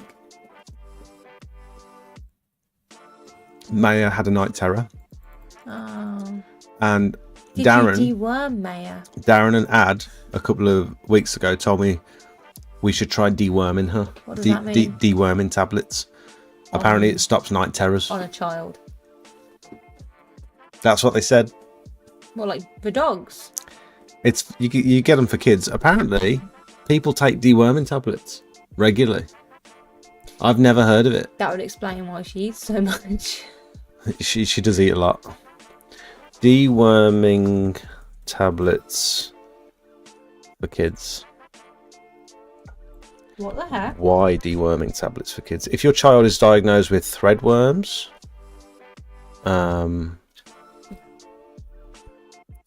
symptoms of worms in kids and behavior: restlessness, insomnia, irritability, itching, stomach pain, appetite, weight loss, bedwetting. So she has night terrors, and she's been not insomnia, is it? she's She doesn't been have itching. trouble sleeping. She's got itchy backs of her knees. She's got a bit of eczema on her. Eczema. Good. It's interesting. It is interesting. I've never heard of it.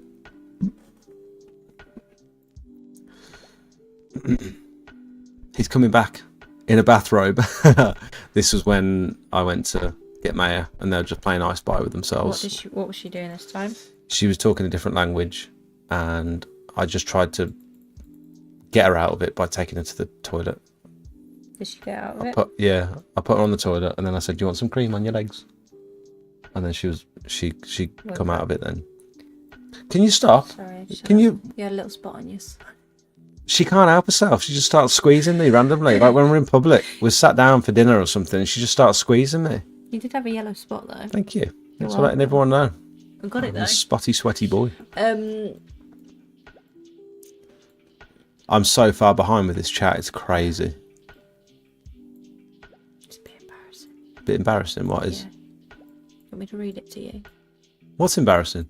Nothing. I'm just joking. Oh, the chat. Yeah. I'm nearly. Did you put a cream on her last night? She said that you did. Yeah. About 2 a.m. She said you forgot, mummy, so daddy put it on. Yeah. I'm so far behind on this chat. I'm reading everyone's message though. I'm determined. You guys have typed, so I shall read. Mix in a blue pill in the TFR. It will make the brush stiff for a few hours. I'm looking at a system on the Rutland pumps. What's the advantages of hot over cold? So, I'm not the best person to talk about this. You're probably better off talking to Darren from PWS.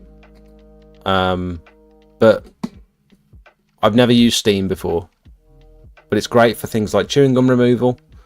It's great for low pressure cleaning, like low pressure roof cleaning, so you don't have to use as much pressure.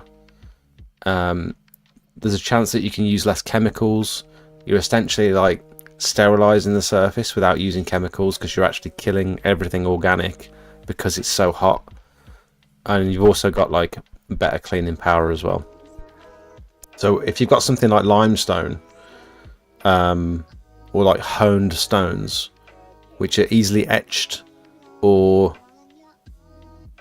occasionally you need like biocide because it's so ingrained, you can get away with going lower pressure, so you're not going to etch it, but when it's hot, it's going to penetrate better, and it's like Darren said to me, you don't wash your dishes at home with cold water.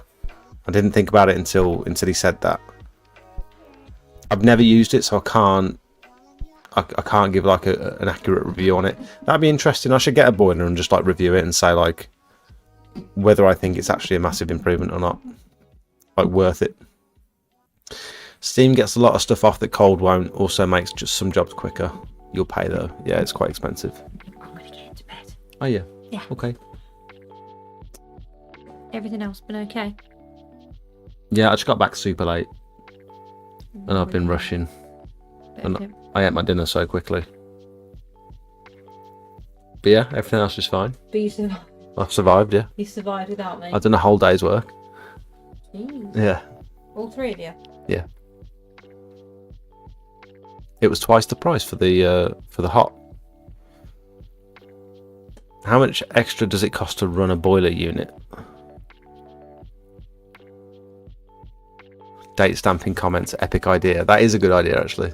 Look, this comment was posted at 20:43 and it's now 9:10. I'm 20, 30. Nearly half an hour. I'm nearly half an hour behind on the comments. That is crazy. There's a half an hour delay on this stream. People are going to think, thank me, future Jakey Poo. Thank you. Now get reading. Love ya. Love ya. See ya. See you, bye. Could you shut the door now, please? Because I was just keeping it open for Maya, so I could hear her. Because I'm deaf in this ear. Still deaf, by the way. Sorry? Did you get your results? No, they're apparently looking at my test this afternoon, and then I'll probably get a call tomorrow. Darren, I called you guys today about getting a Phantom 35 converted for roof clean. Are you on my list to call tomorrow?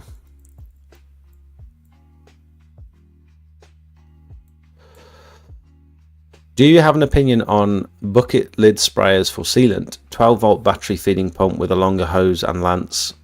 6510 nozzle is very popular stateside. Can DM you an example if needed. Yeah, that'd be great. I saw we looked at one on stream a while back. Bucket lid sprayers for sealant. I don't know what sort of pump you'd need for sealant. It'd have to be very hardy. Can you use, like, as long as it's got a Viton seal, can you use it for sealant? I suppose you can run, as long as you can run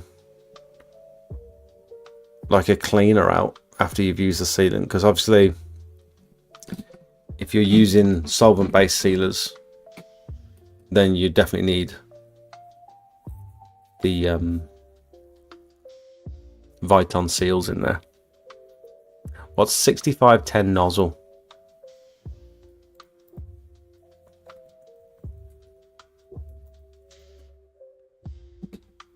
Like a 65-degree nozzle? Oh, 10 is like a, instead of like an 04 or an 08, it's a 10. But it's 65 degree. I think that's probably what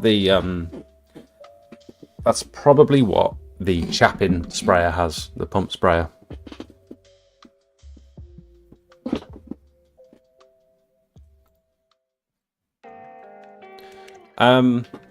With regards to, yeah, I mean, if it works, it's great, yeah. They're generally quite expensive. Best way to dispose of old hypo, or a safe way. I've never had to dispose of it, I just use it, to be honest. I'm pricing it around £6 per square metre for roof cleaning. Is this too cheap or expensive? I've won every job I've quoted for roof cleans. Wondering if I'm... Yeah, that is cheap. Yeah. Generally, let me show you how... I'm just going to show you very quickly how I do a roof cleaning quote. A rough one. We're just going to take a random roof.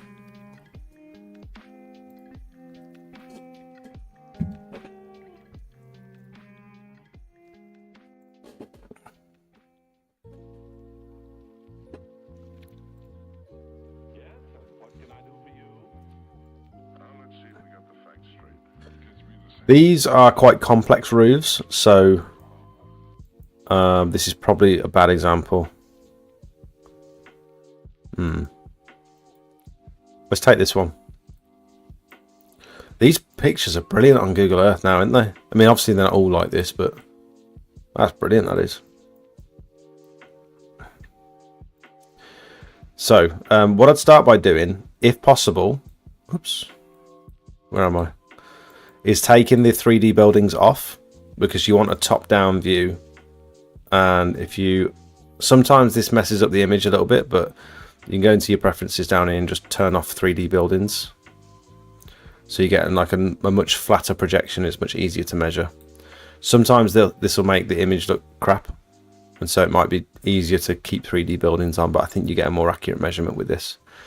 So I'm just going to go around and measure the perimeter. I'm going to give myself a little bit extra just to account for anything that I might have missed.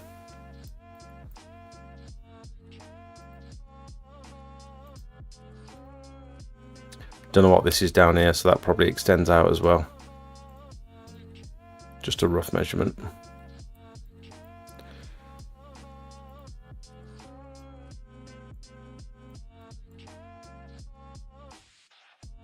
Okay, 85 square meters.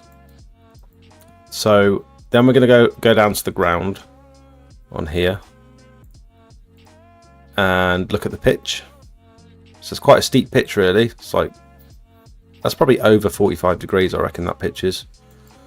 So it's quite steep. So we're going to do, did I say 85? I think I did. 85 square meters. And then we're going to multiply that by the pitch. So when you've got a flat projection like that, and you measure it top down, it's very accurate. But then as soon as you pull that projection up like that, the surface area is actually much smaller, but you've got all this extra surface area that's not accounted for because you're on a top-down view. And as soon as you stretch that out and make it flat, it's a much bigger surface area from a top-down. So to account for that, if it was like a shallow pitch, we'd probably multiply 85 by around about 1.2 or 1.3. If it's a steeper pitch, 1.4, and then if it's 45 degrees, if you can like roughly tell that it's 45 degrees, you're gonna multiply it by 1.5. That's slightly over 45 degrees, but we'll give them the benefit of the doubt. So times 1.5. So our true rough accurate representation of the surface area is about 127.5, and then I'm literally just multiplying that by 8. So my roof cleaning price is about £8 per square meter at the minute. So that's to pressure wash by our side.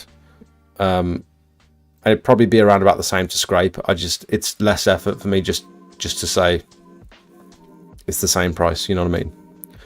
And then just tailor it to the customer's needs. Do you want it scraped, or would you prefer to have it pressure washed? Because now that I'm confident with both, I'm okay to price it the same.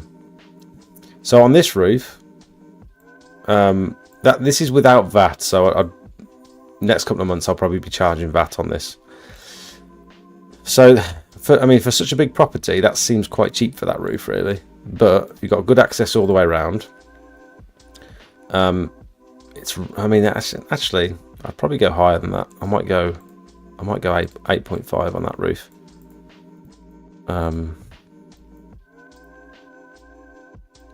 If there's any issues with access, or if there's anything that you can see potentially being an issue, like here, you're probably going to be working from a pavement, so the tower's probably going to be on here, so you might have to close off the pavement and stuff. There's a conservatory on the back, so that's going to make things awkward. You're going to be washing down, stuff's going to be falling onto that conservatory, so you've got to account for a conservatory clean as well. The roof doesn't go all the way back here, so that's probably why it's cheaper, because it's actually a smaller section of roof on the back. So any issues with access, water pressure, potential drainage problems, and the price just goes up. The fact that this is in the centre of Birmingham, I might charge a little bit more. If this was in Redditch, a roof that size, I might just to win the job, I might, if it's 1,020, I might just change that to 995 just to try and win the job. So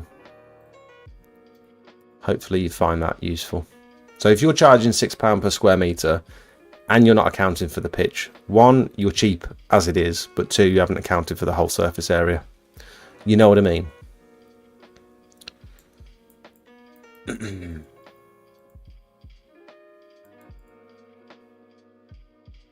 Some people are at like £9–10 per square metre, so this is just based on my area, based on my experience and stuff. I'm used to knocking doors all the time, so it would be natural for me. If you're winning every quote, then consider upping your prices. Yep. I watched a podcast of an entrepreneur. He said charge as much as you possibly can before you start getting more no's than yeses. He says as soon as you get to the point where you're losing more work than you're winning, you've probably got to the point where you're charging enough. Roof cleans are no joke. 90% of people quit roofs after the first one. So the biocide course is the same as the pure seal course in the way of the chemical understanding? No. So before, the biocide was included in the module 1, I believe, because when I went on one of the first module 1 courses, they did go into biocide use, but now I think it's a separate course that goes into much more depth. So the module 1 course is ground surfaces, preparing, treating, cleaning, sealing. Biocide training course is a totally separate thing. I'm in Scotland and we're all broke up here. Seems the pricing is lower. Yeah, I mean, I think someone mentioned about their block paving price was about £1.50 per square metre up in Scotland. And mine's like £4 to £4.50 maybe.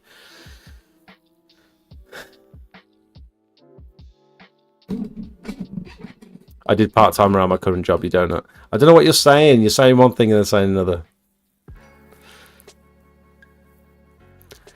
Solid advice, boots on the ground until you know your tools well enough. Yeah.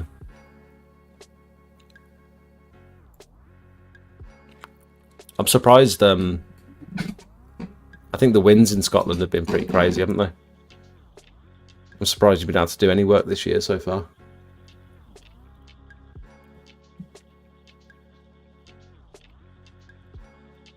You'll get used to aluminium poles, don't bother with carbon, they won't last anywhere near as long. Julia seems to disagree. From Gutter Vacuum Systems.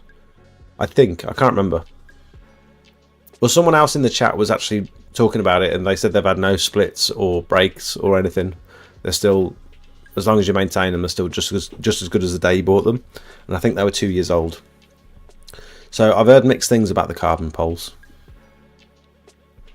Don't sleep on putting grip tape on your base pole and second pole. Helps a lot, I find, using alley poles. Which grip tape do you use? Because we need to get some grip tape for our carbon pole, for our aluminium pole. So the base pole, especially in the winter, when you're sucking air through it, cold air, it gets super cold and potentially a bit slippy as well if it's a little bit wet or something, whatever. But it would be nice to have some sort of tape on there. Soft, hard-wearing tape. That I don't like the idea of grip tape because I feel like you're just going to wreck your gloves. Sorry, I keep burping, it's gross, I'm sorry. You're either going to wreck your gloves or shred your hands. I'm sure there's like a soft grip tape that you can use that's a little bit more comfortable. But just to stop the pole getting so cold and just to stop it sliding through your hands and stuff, yeah, give you a better grip on it. Dude, this love stream is so helpful. I'm literally just about to buy a setup and found this. Definitely take some pointers from what you said. Thanks, mate. No worries. Easy riding pressure washing services. Welcome to the stream. Again, I've not seen your name in the chat before, so that's very cool. Very cool that you found me. Very cool that you're enjoying it, mate. Awesome. My mum's house wasn't an easy one. Conservatory, and she had difficult access. The hose kept getting twisted around ornaments in the garden.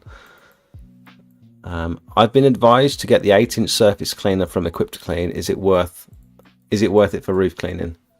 I'm sure it probably is, yeah. I've got no experience with it myself.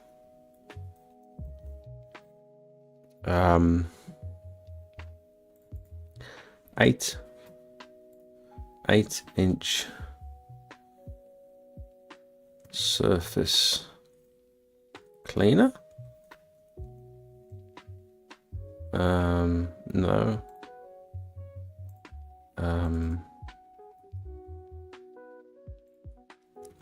Roof. Oh, come on. Roof clean. 21-inch. Roof cleaning.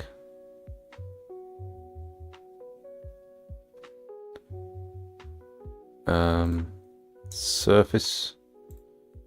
Oh, come on. Surface cleaner. 15? 8-inch. I saw someone with this the other day in the I think Ad was it Andy? Ad or Andy? I can't remember, in the Discord using this. I think that might be a bit small, you know. I wonder if it's in the Discord. I wonder if it's here.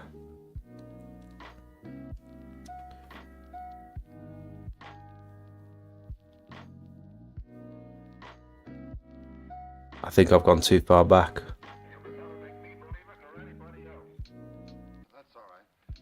No. Can anyone direct me to it? There was a video of him using it. It looks a little bit awkward, to be honest. I think it's too small, personally. I think I'd go for a 12. Which they also do. I think I'd go for this and take the wheels off it. But why can't I click? Can't click. But I mean, for that price,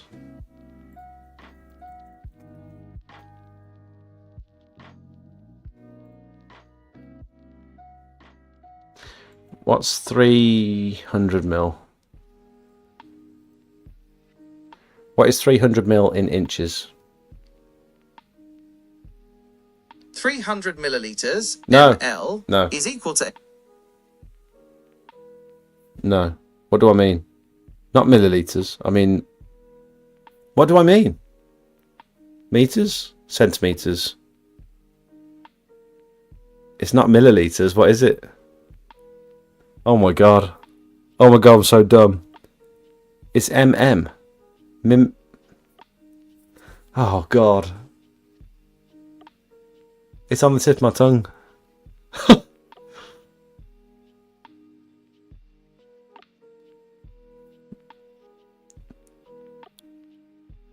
Millimeter. Millimeters. Mil. Mil.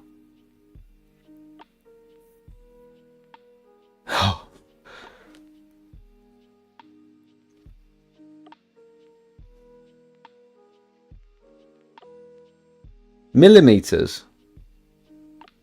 What did I say? I said milliliters. Oh my god, I was so dumb. What is 300? I forgot it. It doesn't matter. It doesn't matter. Oh my god, that's ridiculous. Stupid.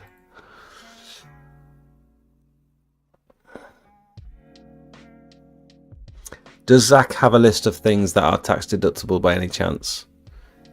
No, I mean, you need to ideally get yourself an accountant.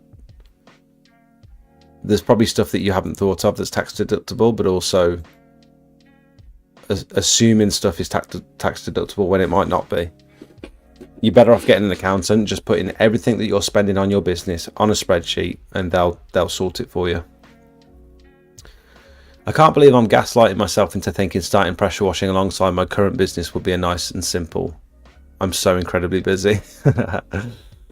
Are you you're doing window cleaning mainly at the minute, aren't you? You're looking at a pressure washer from Equip to Clean, are you? I got a pressure washer from Equip to Clean, and I did have to keep fixing it. There was things that went wrong with it regularly, but the engine was fine. I had no issues with the engine, but the unloader valve and the pump I kept having problems with, and the triggers. Like, it's cheaper equipment for a reason. If you're on a budget, I'd say go for it, but if you can, I'd save and get something of a higher quality. Personally, that's just my opinion. They've got their place in the market, definitely, and there's yeah, it's just you. I really feel like in this industry, you buy cheap, you buy twice, and I'm very well known for being cheap and tight and stuff. Oh, drew this with my fingers.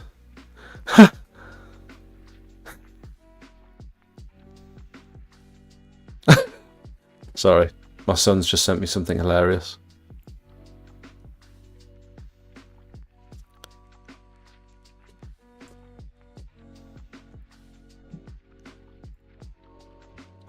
He just texted me saying I drew this with my fingers.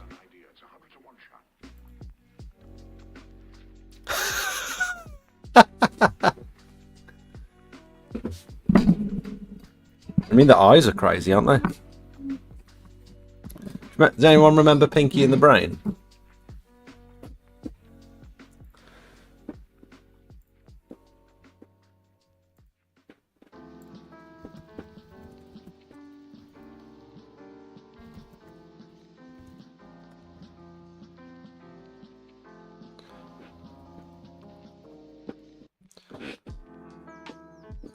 China. You spend more money on food than I turn over pressure washing. You're doing your accounts on a spreadsheet, don't you have QuickBooks? No, I don't, Cody. No, I don't spend any money on any sort of subscription to any sort of accounting software. I just put it all on a spreadsheet, send it to my accountant.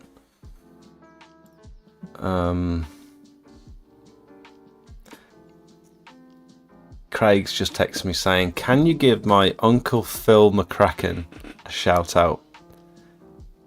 He's a long time viewer but never talked in chat. Phil McCracken. Phil McCracken. Thanks for your contribution, Craig. Always very valuable.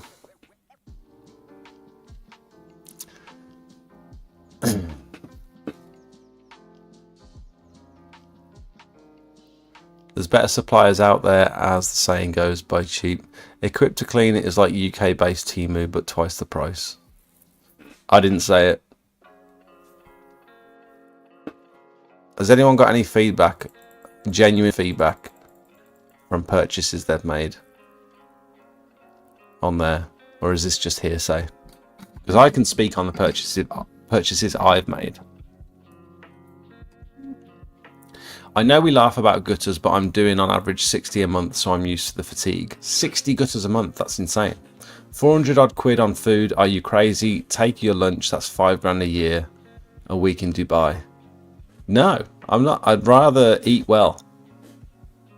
I wake up in the morning excited for food.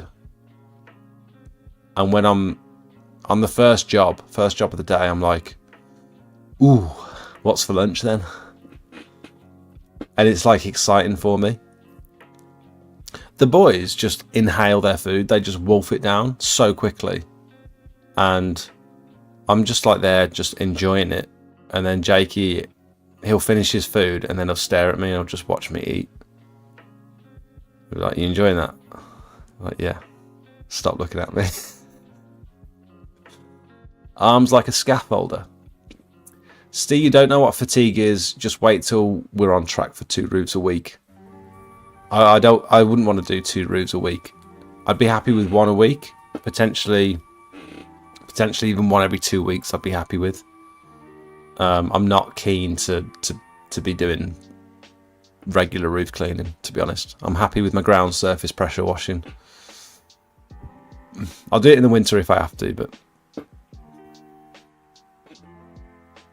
I mean, we're good at roof cleaning. I feel like we do a good job, and the result, I'm pleased when we get the result, and it's like all that hard work paid off, and the customer's happy, and it's great. But it's just like there's easier ways to make money.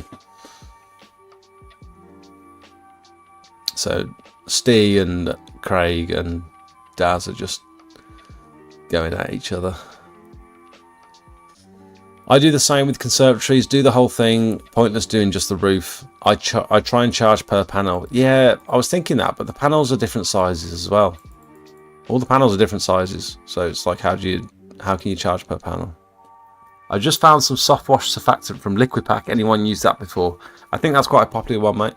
Popular one. I just charge it on time, £75 an hour-ish. Probably around £120 to £150 for conservatories. Small is £100, medium's £150. Yeah, I don't know. I mean, that one today, 140 quid. Seemed quite cheap. That was a big conservatory, really. With difficult access as well. I'd probably be at about 200 quid for that one. £10 per plastic panel. No, that's well too cheap. No, you can't go £10 a panel. Let me pull that one up. and show you how cheap that would have been.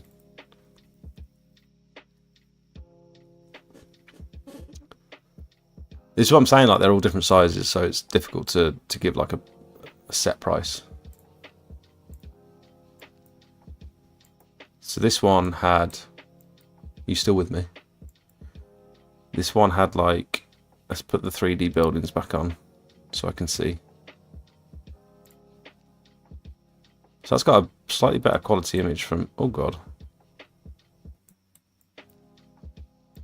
So we've got like 1, 2, 3, 4, 5, 6, 7, 8, 9, 10. But they're all different sizes. 11, 12, 13, 14.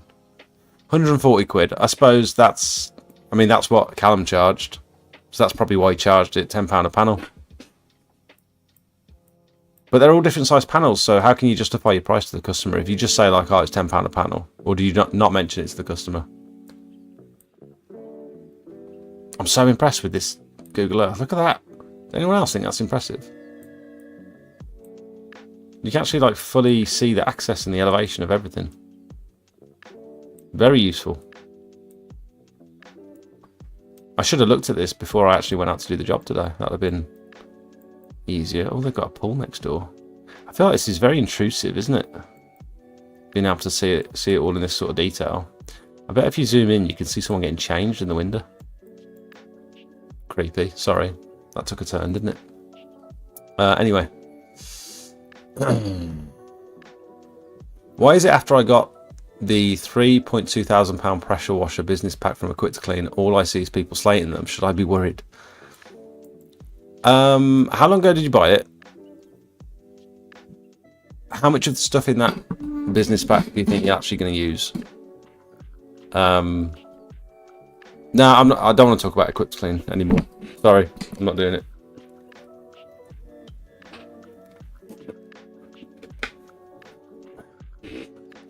I'm not trying to slate anyone, and I'm not trying to get in trouble with anyone. I like to maintain good relationships in the industry. It's hard to be honest, and it's hard to do both. It's hard to be honest, but also neutral. You know what I mean?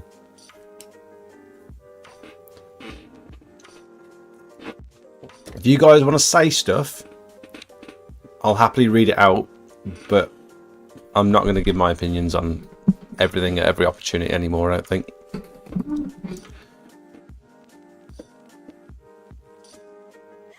It does take longer than you think to do a conservatory. Yes, it does.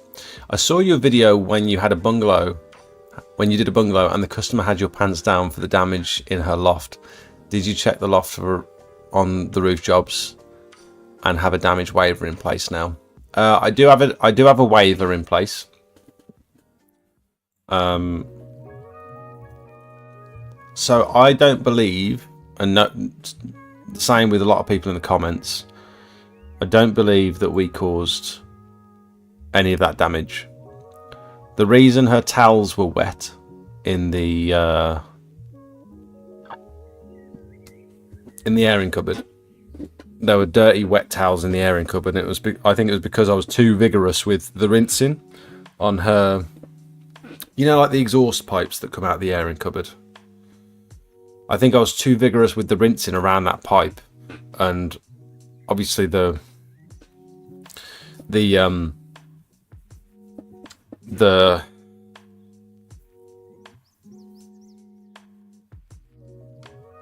blanking out, man, on all these words. Do you think it's the booze? You know, the lead flashing around these like fittings and pipes and stuff that come out. It's not ideal that you pressure wash them, and I've obviously rinsed too vigorously around them. The water's come down the outside of the pipe and gone into the airing cupboard, and then the rest of it, because I think just because the felt lining was damaged in so many places, she had a bit of like damp in the loft. It wasn't crazy, it was just a few patches of water in the loft, but you look up and the felt's got like tears in it and stuff. But it was super old felt. There was patches of felt up there that had already been repaired. There's already old repairs up there, So I'm confident that it wasn't us, but I still went up and... She's a lovely customer, and she's my mum's friend. And so I went up and just... It was my first, like, proper roof clean, so I just went up and tried to keep the customer happy, even though I didn't believe that it was us, but it doesn't matter. So this is my liability form. It's very simple. I know we do this most weeks, but I'm just going to show people anyway. It's a very simple Google document. It's a Google form. If you type in Google Forms, it'll come up with a template where you can make like a contact form or a liability form or something, and you can basically drag and drop these fields in and swap them around and stuff and make your own. And then I've just gone to ChatGPT and asked it for like a liability waiver for roof cleaning. Most of this is like kind of slightly Americanized language, but it's fine. It does the job. And then there's a tick box on the bottom of here to say that they've read and understand. And then there's a tick box on the bottom of here. When they tick those and then click submit at the end of this form, the way I've got the responses set up, it's very quick and easy. Those responses then go onto a spreadsheet and automatically, just to say that they've ticked it, so I can track how many people. You know, if ever anything comes back, I can show actually you've agreed to everything, so it's fine. I need a wee. I'll be back in a sec.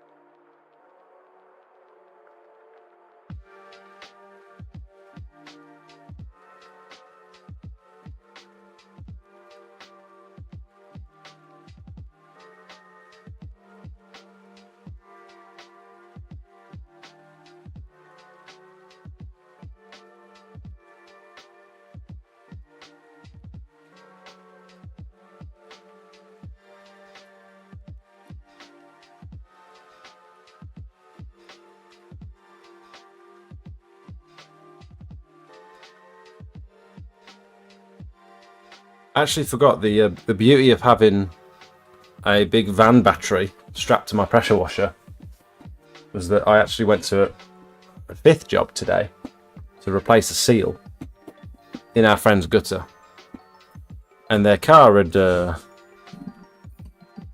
dead. The battery in their car was dead, and I just pulled the battery out of my pressure washer because it's just ratchet strapped in, and jump started her car. That was cool.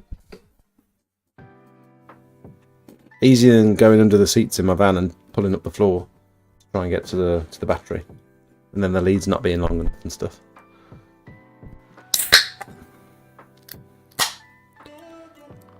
I don't think it's viable to go up to every single loft space and check for daylight and stuff, especially with people's access and all the chaff they put up in their lofts and stuff.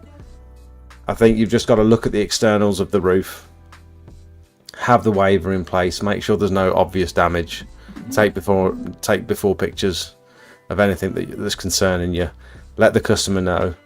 As long as the customer knows that there's always a chance with an old roof that you're going to get ingress, you can't really say fairer than that, can you?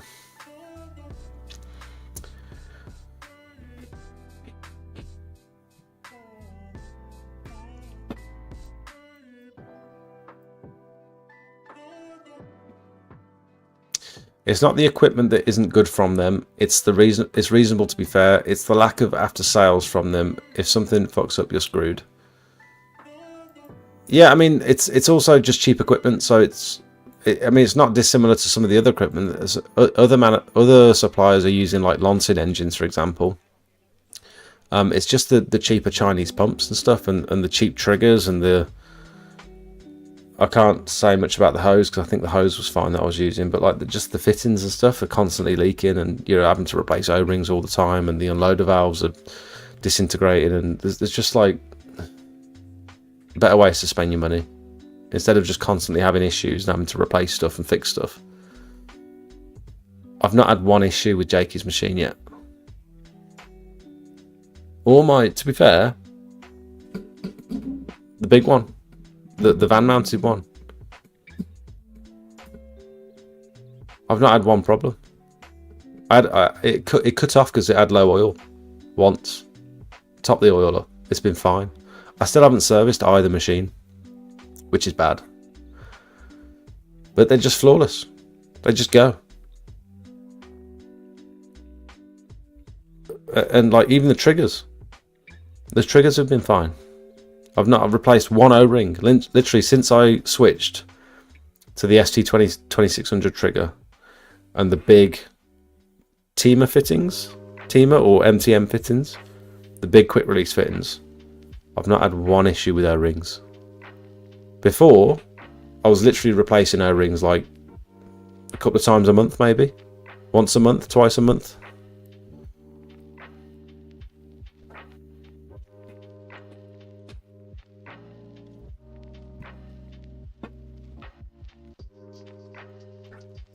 Probably got the 1,000 litre IBC. I hope not.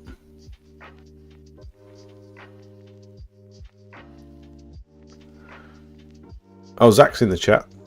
I think I'm still about half an hour behind. I am getting through your comments. I'm sorry. We're getting there. We're getting there.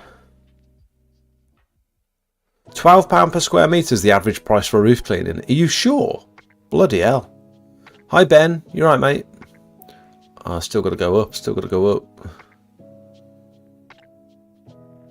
Just tuned in. Is it fine to listen to this in the shower, or is that too... It's fine. It's fine. I'll allow it. Who the F is on our screen? Because it certainly can't be Jake telling anyone to willingly spend his money. What do you mean? I don't know what you mean. I got the bin. Part of the pack seems easy enough to make myself. It all seems good so far for the 3 jobs I've done. It'll be fine. It'll do the job. It'll be fine. You'll start to notice stuff in like 6 months. 3 to 6 months maybe. Little niggles. Leaks. Maybe not. Maybe you'll have no issues. I'm just talking about my experience. Also, I was under the false impression that once I'd bought my equipment, that was it. Everything else was just fuel and chemicals, but that's not the case. You buy your equipment and pretty much every couple of months you're spending money to maintain that equipment. Maybe, but stuff breaks all the time and stuff needs to get replaced, and yeah, you have wear and tear. When you're chucking things in and out of the van and you're moving things around people's properties, stuff breaks. And I didn't account for that when I first started. I thought, I've got my nice new pressure washer. I bought everything I need to buy. That's it now. I've got no more money to spend on equipment. I'm just going to go out there and do it. And then within like 3 or 4 months, I found I was spending a lot of money to try and maintain that equipment. Defo should about the worming, by the way, with a dog in the family. Really? That's I'll talk to Soph about it. Dan, you must only have about 1 or 2 more jobs left with it. Don't let us put you off. You're going to be fine. It's fine. It's just for the money you've paid, it's probably, you compare that same equipment to something else on the market. Instead of paying £3,000, you might have paid 5 or 6 grand. It's just, you get what you pay for. You really do. Sit in the corner and think about what you've done. Make sure you know your place. Preening you like a monkey. What's preening? I don't understand. Oh, Soph. Yeah. Okay, Dan, you can come back in the chat now. I hope you've learned. Don't worry, it's not just your lass that does that. My wife will see a spot on my neck and she just shout out loud, getting popped when I get no filter. She does it at restaurants. We're sat in a restaurant and there's people eating behind us and she's like, gross. Should have went to PWS for your starter kit. Great value. Went there for a starter kit. Ended up getting everything. I mean, you could also say the same about if someone has a bad experience anywhere. Someone could come in and say, "Oh, you should have gone to Equip to Clean. I've had no issues. It's been fine." People have different experiences, and there's loads of reviews on their website that are positive. You won't find many that are negative though, which is strange, considering all the whatever. Stop me. Considering all the stuff you see on social media, you'd have thought there'd be a negative comment on their website, but got the baby on my chest, not moving anywhere. Oh, nice, Dan. Those baby cuddles, there's nothing like it. Dan, you'll get 6 to 9 months out of the gear, mate, as long as you look after it. If you have any issue, don't ask them, as they don't have a clue how the machines work. I'm impressed with their advertising, considering I see nothing but bad things. But considering I now see nothing but bad things, hearing very good about Rutland's. Yeah, I mean that they put a lot of money into their marketing and stuff. You can't knock them for that. Just tuned in. Is it fine to listen to this in the shower? I've already read that. It's a must if people are selling equipment that they offer repairs and servicing. Boiler cost depends on how much you turn it up. Don't know what that means.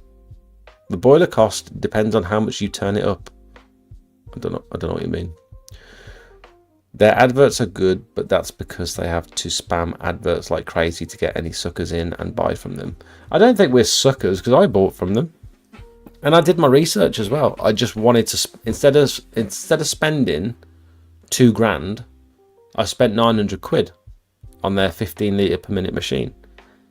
And to an extent, you've got to be like, well, if I'm saving £1,100, there's a reason why.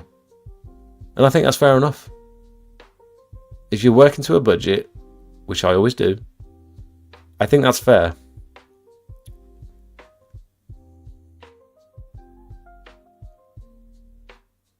But people don't also think about that when they're writing a bad review. If something's gone wrong,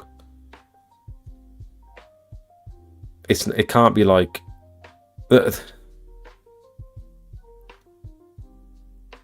The equipment's got to be suitable for what it's being advertised for. So if it's been advertised as like an industrial unit for this industry, then you'd hope that it lasts for 12 months without needing replacements or repairs. You'd hope so. There are going to be bits that go wrong, especially if you're taking it in and out the van and stuff. But to be fair, I mounted mine in the van. I took the handle off it, turned it sideways and strapped it into my van, and it never came out of the van. Ever. I mounted a hose reel next to it. And so mine was like dry stored, and I still had problems with it. Now imagine the people that are absolutely battering them, getting them in and out of the van, and they're going rusty, and things are falling off and wobbling around, and your wheels are breaking, and it's tipping over onto its side and stuff. Like there's all sorts of stuff that happens. My generator fell over today in the back of the van. Lost about 10 quid's worth of fuel. Fuming. It's happened once before, but I thought I'd put it in such a way that it couldn't fall over. And I went round a corner too hard, and we were like, you smell fuel? You smell petrol? Pulled over. It's on its side. Petrol coming out of the breather hole at the top. All over the floor of my van. Luckily it weren't on a customer's drive, because petrol didn't half leave a big old mess. Wayne, they do, but they don't have a clue, mate. We bought a water-fed pole from them, and they just used a bit of super glue on the shams. It broke again with the next job.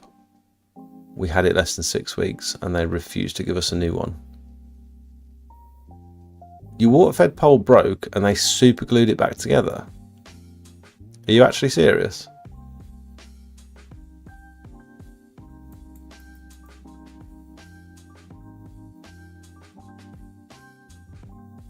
You had it less than 6 weeks, it broke, and they super glued it.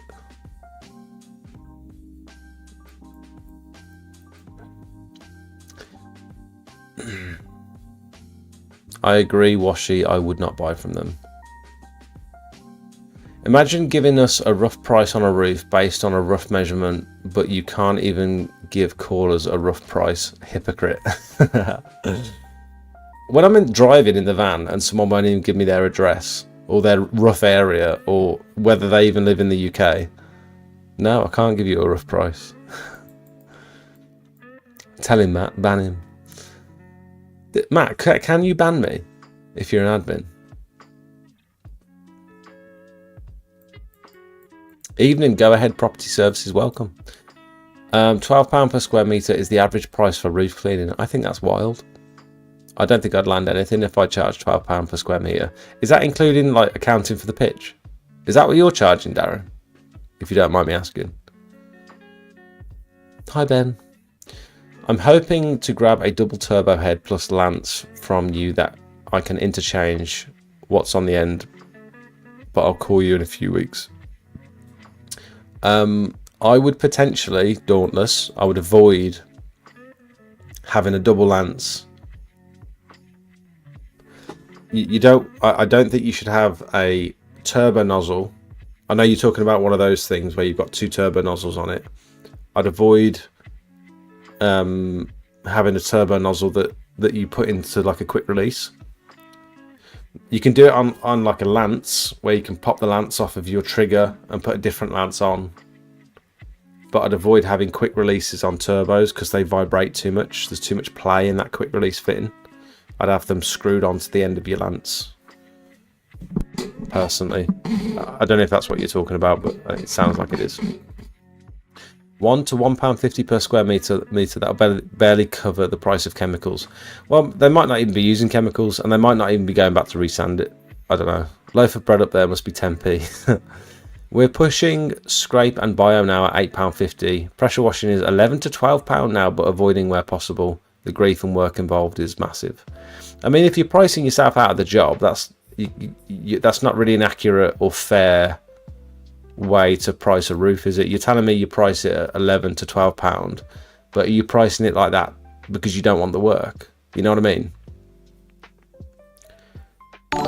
If you're not competitive and you're not winning the work, then that price doesn't work. You know what I'm saying? Dan, welcome. Thank you so much for becoming a member. I've become a boosted member. Thank you so much. You've got access to the Discord now, mate, and you can access all these images. Look, all the marketing images in the boosted section. You've got all your repointing images. You've got all your block paving. You've got all your gutters, fascias, and soffit images. Your before and afters. Look. There you go. You can use that in your marketing if you want to. You've got your slabs, your before and afters. So yeah, sign up to the Discord, link your YouTube account, and then you'll have access to all these channels. And tarmac. It's all there, mate. Wood, decking, Christmas lights. It's all there.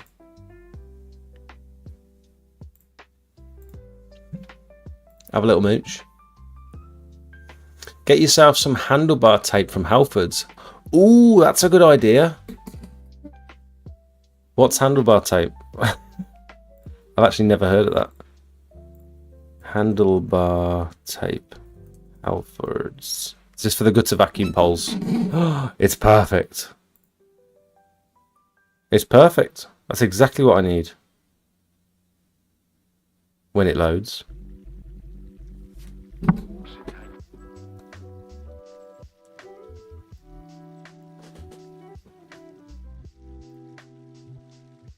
It's not loading.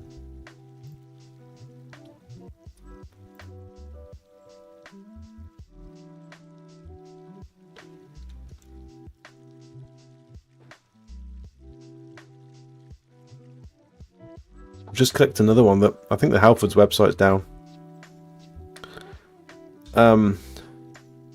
Tool station. Oh, that's insulation tape. Fleece harness tape. Electrical. Black cloth tape. Ooh. cloth tape. No, is that just like duct tape? Screwfix do some. Water resistant for sealing and binding. That looks just like that looks like duct tape to me. That's not what I want. I want something soft on my hands. That looks a bit better. Random website. This is handlebar tape, I think. That looks a bit softer. I can't get on the Halfords website, but... Oh, we can get coloured patterns. Oh. Oh, we should get some orange. We should get some orange tape for our... Zach. Is Zach in the chat? How about that for our vacuum poles, Zach? Keep our fingies nice and warm. Now whoops, didn't mean to do that, sorry. That's a great idea from Cody. I just wear the insulated gloves from Screwfix, don't really feel the cold coming through. Yeah, you could go gloves. We do wear gloves, but we wear quite thin ones. Because we like to be dexterous. I charge roofs now a day rate. I know it's not ideal, but I know what I can get done in a day. Hang on, Liam. So what's your day rate? You don't need to tell me what your day rate is, but...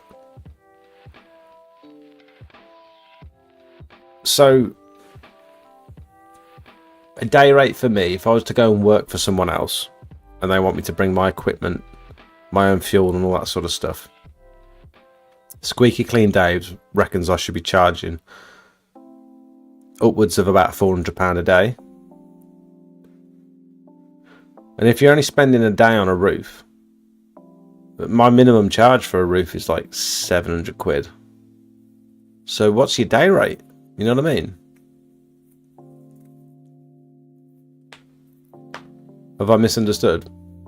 I bought some Patio Magic as I heard it works well. Does anyone know if you are supposed to rinse it off or not? I keep seeing mixed responses online. I don't know, mate, to be honest. I don't use the Patio Magic. Is that the Smart Seal one?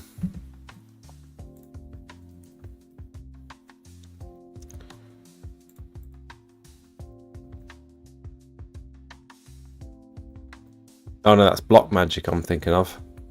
Parts Smart Seal sell the Patio... Oh god. Patio Clean Extreme. That was the one I was thinking of. I'm assuming the Patio Magic is basically sodium hypochlorite, so I would have thought you clean it off. You rinse it off, but it could also be biocide, so in which case you wouldn't rinse it off. If it doesn't tell you to rinse it off in the instructions, then don't. On my own, I can do a semi with bio or a detached full clean, but not with bio in a day. 21:26. I seen that in the Discord the other day. Oh my god, I'm literally half an hour behind on the comments. Sorry guys, I'm trying to catch up. The 8-inch was George in the general chat. Thank you so much. Let's see George's 8-inch.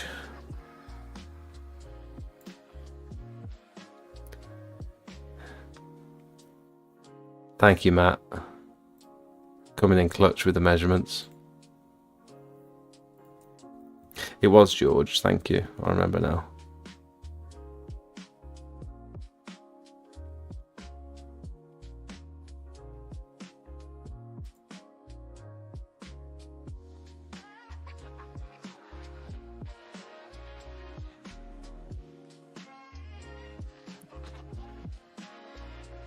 Matt, I don't suppose you could, like, bump it, can you? I think this was so long ago.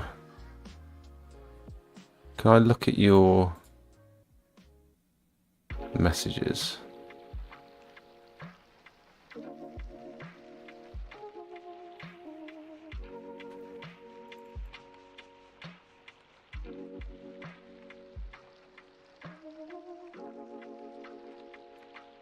I'm so far behind.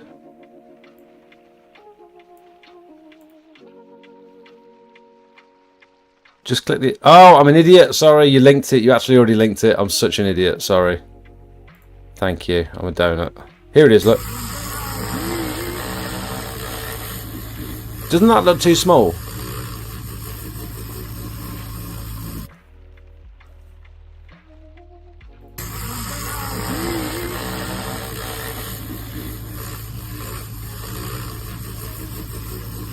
Probably very effective though.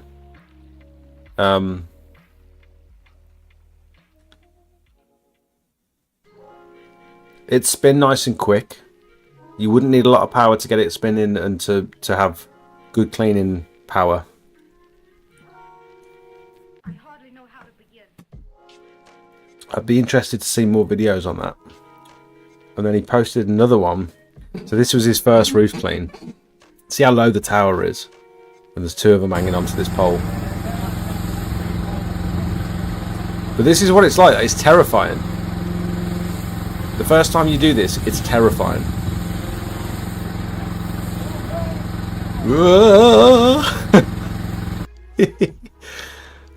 So there's probably a little bit too much pressure going on. The turbo nozzle could be angled down slightly because she's spraying quite up into the tiles there. I'm not telling this to George because he's done a lot of roof cleans now. He knows exactly what he's doing. Scaffold tower, you're going to want the gutter line to be like at least waist height, I would say.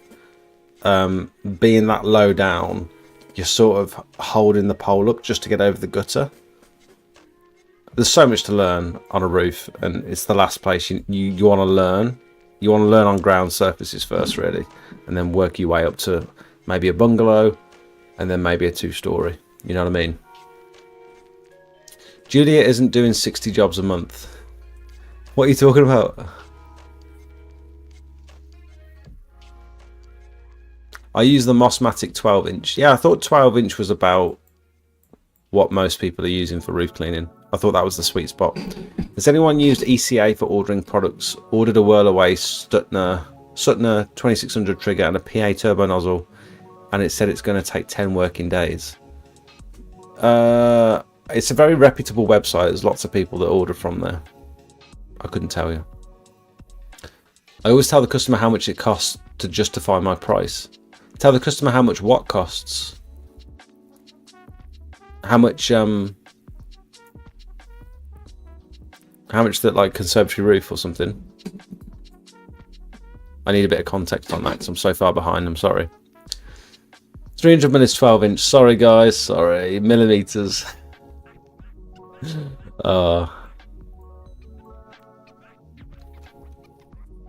I'm a big fan of the wheels on the Turbo Devil, genuinely. When they can be used, it's so nice. On a roof, on like a flat tiled roof. People always just take them off though, don't they? I feel dumber just by being sat through that. I'm sorry, Cody. That's funny. I couldn't even remember the word millimeter. That is crazy.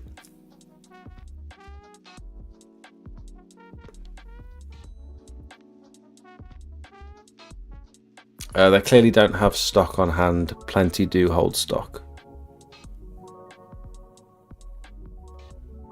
Tagged you in the chat. Thank you, Matt. Further to the gutter post, at the risk of sounding like a dick with that comment, I just do not believe that Carbon could keep up with Ali in terms of use and abuse. I look after them, but, you know, I agree. I do agree. And some of the posts I've seen of like bits of split and frayed ends of carbon fibre and just general scratches and stuff. When you get grit and stuff in between them and you're shoving poles together, like, it doesn't do anything to aluminium. You just have to clean it. But with carbon fibre, it scratches. I suppose with aluminium, you can dent them. We've got 2 poles that we can't use at the minute because they're dented.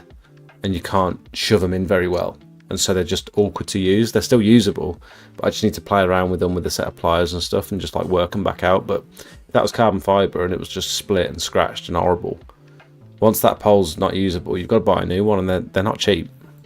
Carbon fibre is not cheap.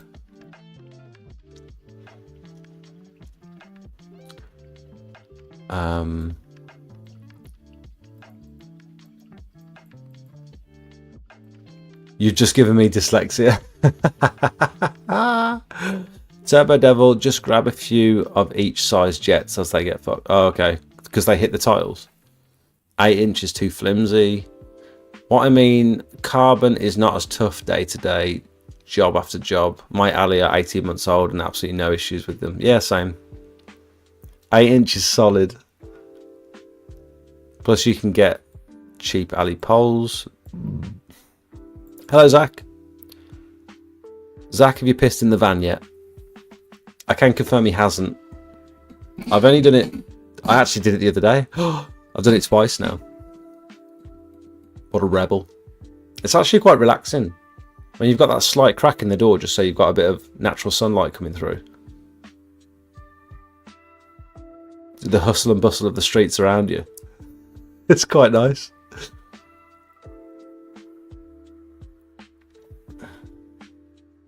I have free agent with NatWest Business. Excellent for doing all my accounts. Yeah, someone else mentioned you get that with NatWest. Shout out Dan Gleeballs. Dan Gleeballs.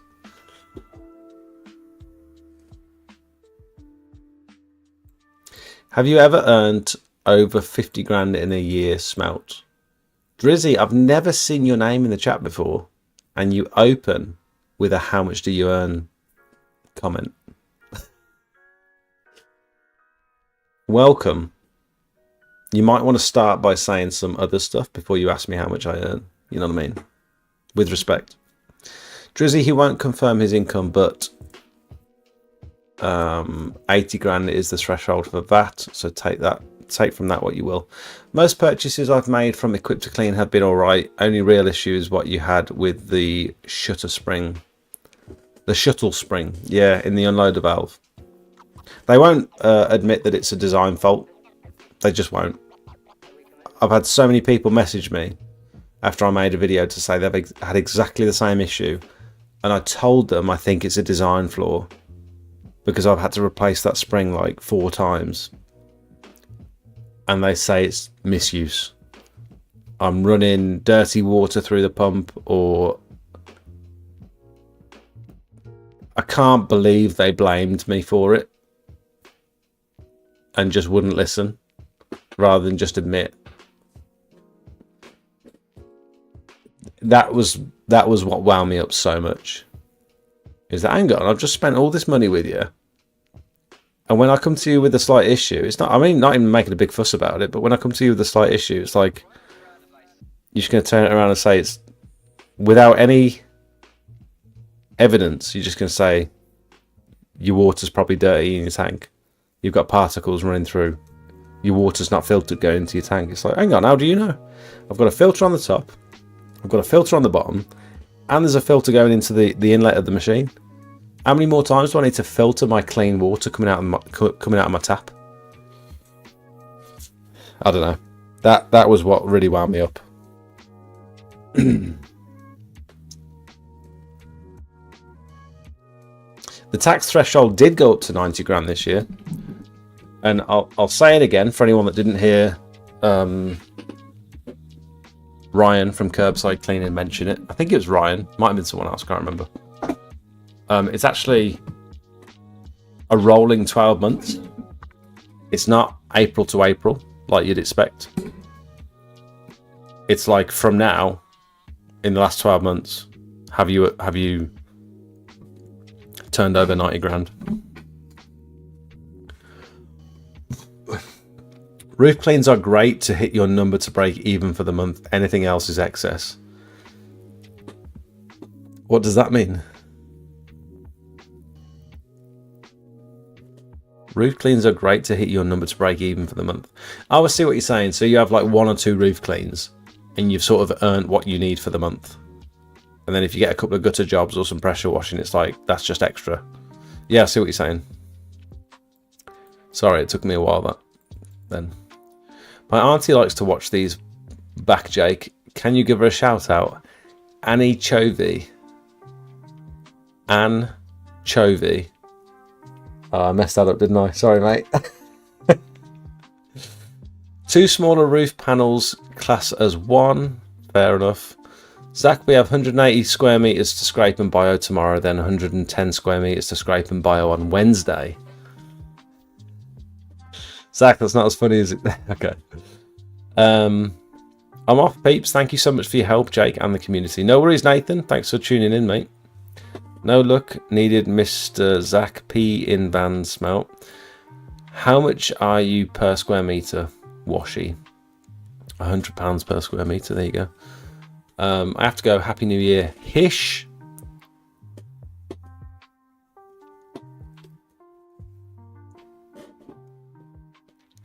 Don't matter if it's different sizes. Works all out in the end. Might have to move to Kelmscote Road. Looks very nice. There was some huge houses there, with like an abnormal amount of land for like the centre of Birmingham. You don't expect to see that much real estate in the back garden for Birmingham.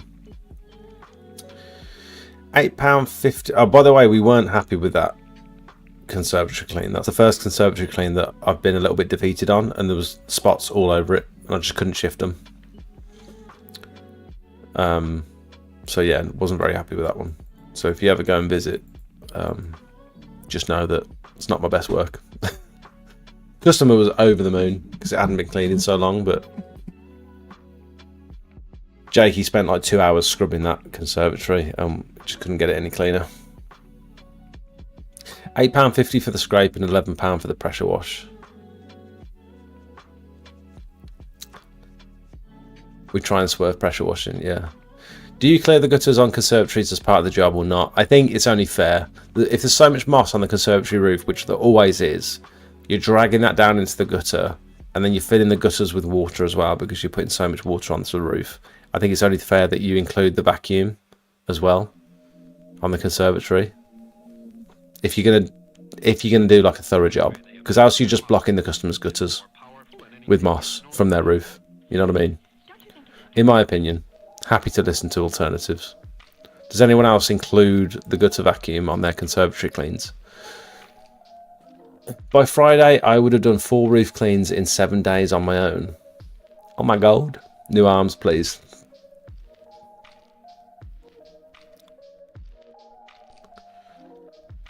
The water went in the hole.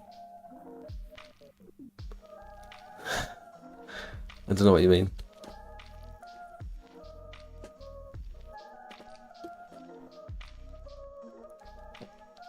I've pulled my back and I've got 4 roof cleans this week. 4 roof cleans in a week. What are you doing? Are you mad? Steve, don't worry. I know where his unit is. We can just do him in if he gets on our turf.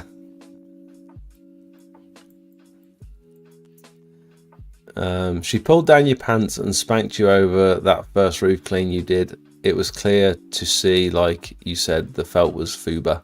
Yeah, I mean, I don't think she knew. She might. I don't think she was being malicious. She's a lovely lady. Maybe he liked it, Wayne. Jake, can you put that in the Discord, please, or share the form somehow, or can Matt do it? I have actually already put it in the roof cleaning chat. So if you search the roof cleaning chat, roof cleaning waiver, or form, you'll find it, I promise you. Guys, I'm after a 40-foot pole, power pole with quick release top end. I have looked at Rutland pumps and they only seem to have the 30-foot ones. Any suggestions? Do Good to Vacuum Systems sell a 40-foot power pole? I think they do. And that comes with everything you need with a quick release end on it.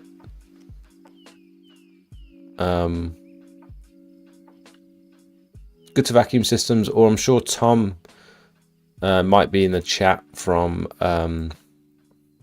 CleanLink. I think he might have just got a power pole conversion.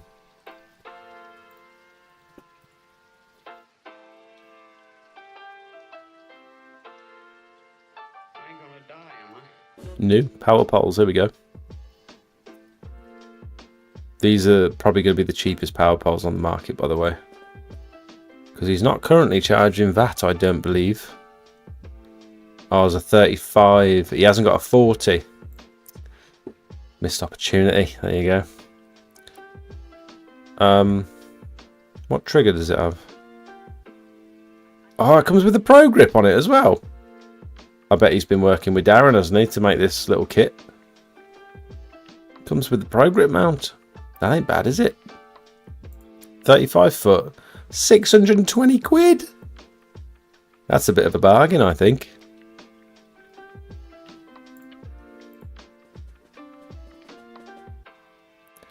I wonder if he can do you a 40-foot variant. I think you need extra hose though, don't you? You need a longer hose.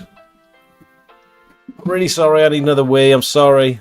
Now these videos take a lot of time and effort to film and edit, on top of trying to run a successful pressure washing business. If you find any of the information in my videos useful, then I'd like for you to consider becoming a paid member of the channel. Circle members and above will get access to my private Discord for members only, where you can pretty much get a hold of me 24 hours a day for inspiration, technical help, marketing advice, or just a general chat. I post pictures and videos that you won't see on any of my other socials. You'll be the first to hear about giveaways, special offers and announcements, and it's just generally a nice place full of like-minded people who are all heading towards similar goals. We've got various different experience levels, we've got a few professionals in the chat as well. If you want to push your business, in my opinion, this is the place to be. We also have two other membership tiers. One is just to show a bit of support for the channel, and the other one is for boosted members, which will not only give you access to the private Discord. I know you've had enough of that advert, I'm sorry, I need to change it soon, don't I? I need to re-record it, or just re-voice it, or just put some... I need to change it, I'm sorry.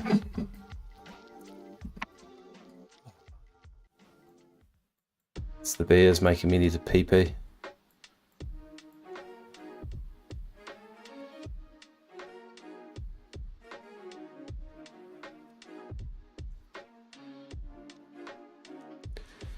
I'm so far behind with these comments, I'm sorry.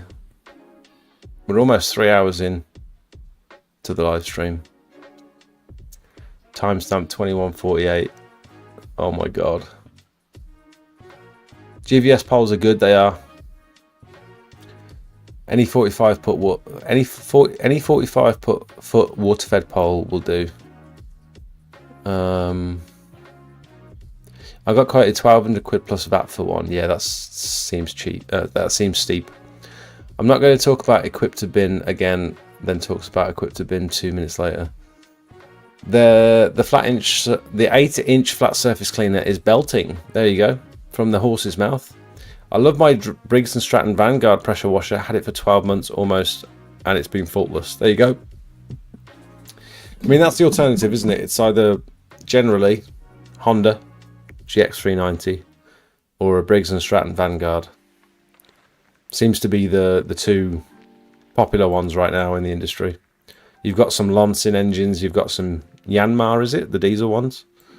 We were riding in this Well, it's 8 o'clock and it's still light. Craig, stop it. You told your lass to get some leggings or something, not like you to actively encourage someone to spend your money.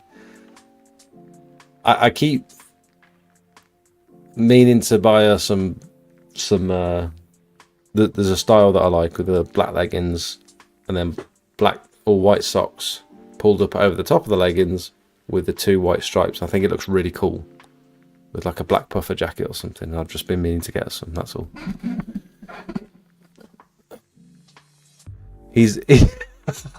Craig, he's going to be reading last week's chat at this rate. I don't think Jake's going to catch up with the chat. He's like a day behind. Tune in next week to see his response to this week. Dan Jones, welcome, mate. I thought I was missing a ton of messages. Close the browser and rejoin to find he's just behind. I must be tired, can't even type. His brother needs to be there with him. His brain's faster than the chat. Sucker smelt good though. Don't know what that means. On another note, I'm just about ready to buy my van today. It's obviously been used by a painter and decorator. Raptor paint. I think Welsh's video about using Raptor paint. I think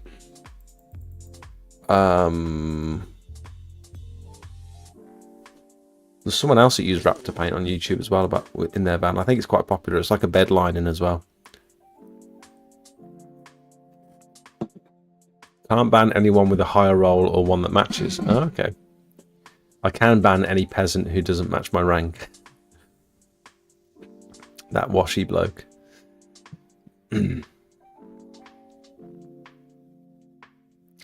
Does everyone use a generator for their gutter vacuum, or can you use the customer supply? For the longest time, I've used the customer supply, and it's been absolutely fine. Never one issue. Recently, we've been using the generator because it's just easier. It's easier than trailing cables everywhere, and it's so cheap on fuel.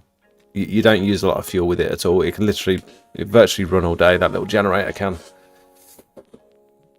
And it's so small and maneuverable, you just pick it up and move it. With the vacuum, it's much better than having like 50 meters of extension cord.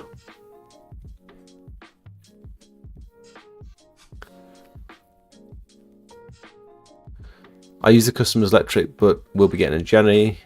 One of us. No, it helps book the scrape option rather than pressure washing. Yeah, so you offer them both. And if the scrape's cheaper and they can see you before and after and stuff, it's gonna encourage them to scrape. Are you climbing on most of the roofs that you're scraping, or are you doing them from a tower? Anyone got a guide to Kosh? Thinking of approaching commercial estate up the road, but haven't got this in place yet.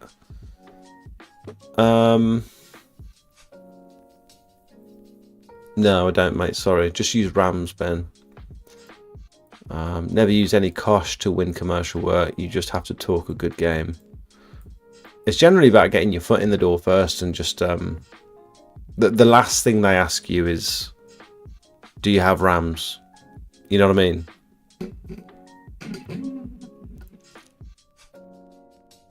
It's normally like, what can I do for you? Can you show me around? And like, yeah, I can do that. And then upon submitting the quote, they might say, yeah, quote sounds good. Can you provide Rams? It's like, yeah, we can.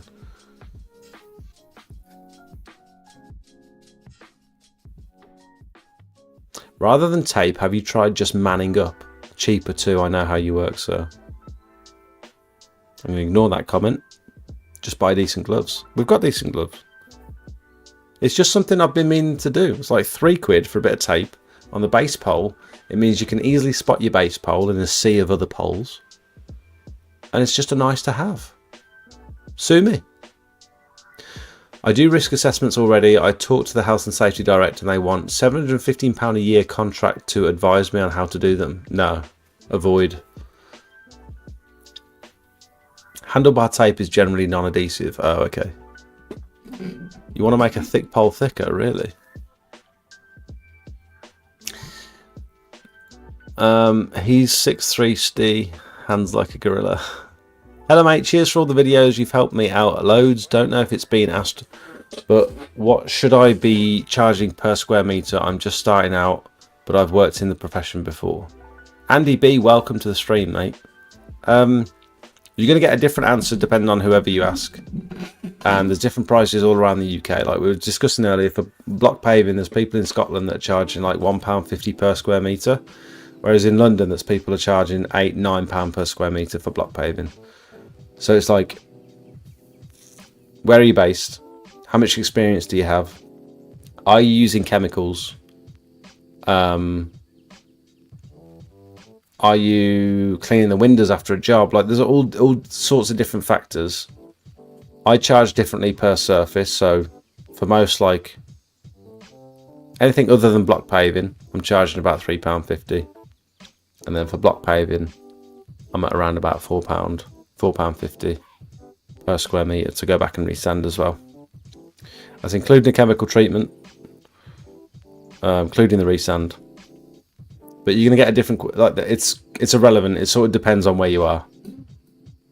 If you're struggling to like price things up, you might find my quoting tool helpful. If you type in smelt.club into your browser, it says it's not secure, but I promise I'm not robbing your data or anything. Smelt.club, you can get like a rough estimate, and it comes with some predefined base prices. Click on your resanding option, you type in the cost of your sand depending on where you get it from. If you're going to have a go at sealing, which I'd avoid until you've got a bit of experience, doing a good job pressure washing. Like, make sure you get good results first and then consider sealing over those results. It's a very simple little calculator that might help you. Smelt.club. Zach's here now. You got him all stiff talking about legal docs.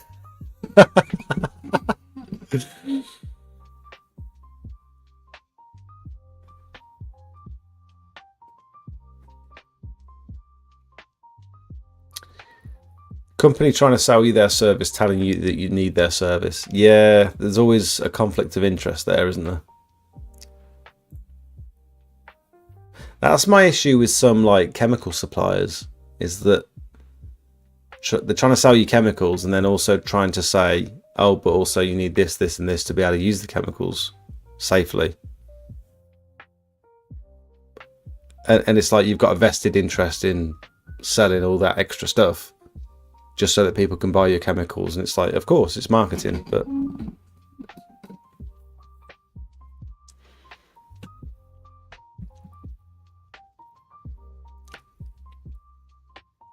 As I'm a one-man band, I have been a bit slack with it. I have risk assessments for pressure washing, soft washing and roof cleaning. Ben, I think you're probably much further along than most of the people in the industry. There's a lot of people like, if you haven't done any commercial work yet, but you've already got risk assessments, lots of other people in your position aren't doing that. You know what I mean? They only get a risk assessment or liability waivers or whatever when they're asked for it, you know what I'm saying, or when they need it, or when something goes wrong. Never been asked about Kosh. Done quite a lot of commercial work. Stream may be over before Jake gets here. This is the unknown chat. I'm off, guys. Have a good evening. Thanks, Wayne. Cheers for tuning in, matey. What's the plan for Jake's 40th next week? Shut up, I'm only 32. He probably can't lift the 12-inch as he's using that hybrid bendy pole. I can't believe Jake's 40 by the time he caught up with chat.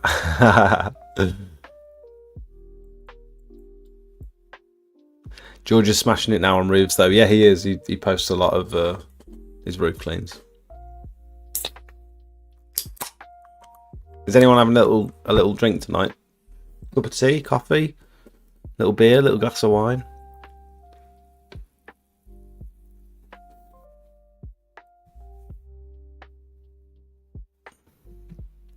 Bit of a random question as well. Have you ever thought about going live on both YouTube and TikTok? I know it would be mental because you'd be about an hour behind on chat rather than just like half an hour tonight. The issue with going live on TikTok is this audience that I've got here, right? You guys, sort of a lot of you have been with me from the beginning and watched me sort of grow, and I've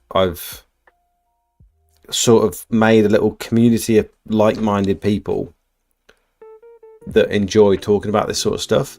If I was to go live on TikTok, there's potentially like more viewers there, hundreds, maybe a few thousand viewers, but they're not going to be interested in the ins and outs of pressure washing.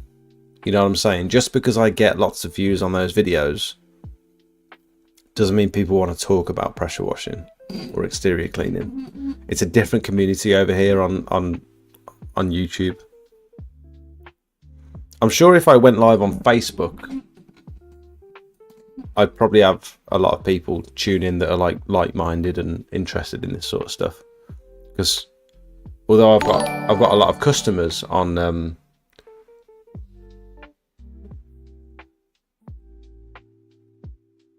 although I've got a lot of customers on my Facebook page, I've also got a lot of people that follow me for like the tips and stuff.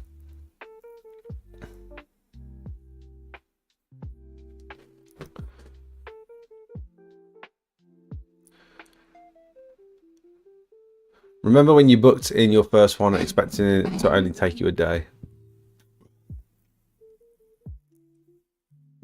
I make sure my van's full now so I can't piss in the back.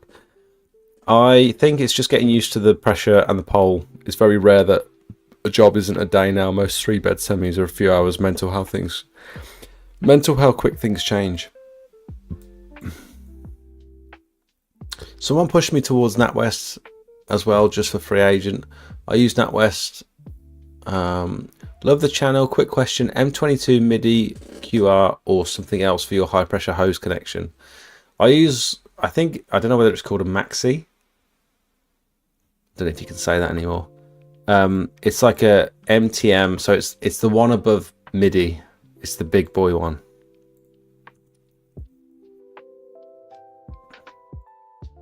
They're like triple O-ring ones. So if you type in MTM fitting,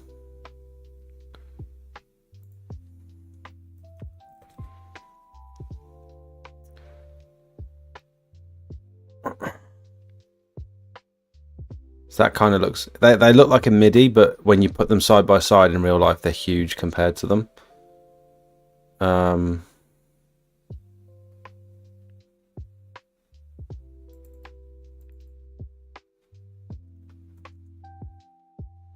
Or you can type in Teamer fitting, which is ever so slightly different size, but they're a similar thing.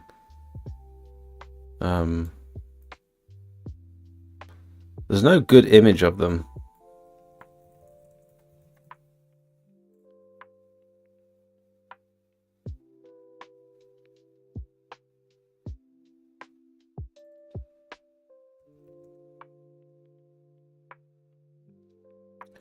That's probably the best image you'll find. They're just huge. And they've got triple O-rings in them instead of just having the one O-ring. They've got 3. And I've not had one leak from any of them. Darren from PWS put them on there for me. And then Ollie from PWSAS put them on Jakey's new machine, because that's what they stock with all their stuff now. There it is, like MTM Hydro.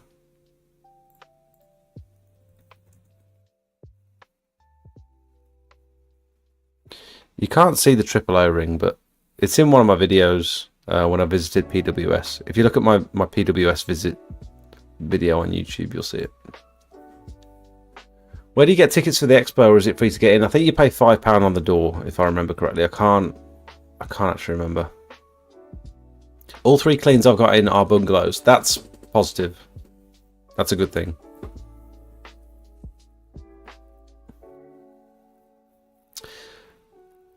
Quick question. Shut up. Where do you get your tickets from? A shout out to Barry McConaughey for the advice. Barry McCockiner. Barry McCockiner.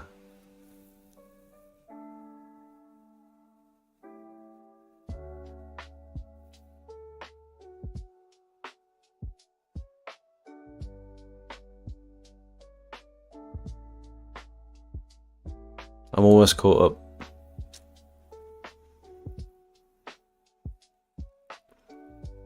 I agree with clearing the gutters on conservatories. 62 viewers, only 25 likes, guys. Get it sorted. There you go. How do you like? It should be just under the stream. Zach, you're sacked. Thank you for posting your real life work experiences. I've been watching for a while now. Just ordered my first jet wash and I'll get in the wheels in motion to start my own business. Jack, welcome. I'm happy for you, mate. Glad to hear it.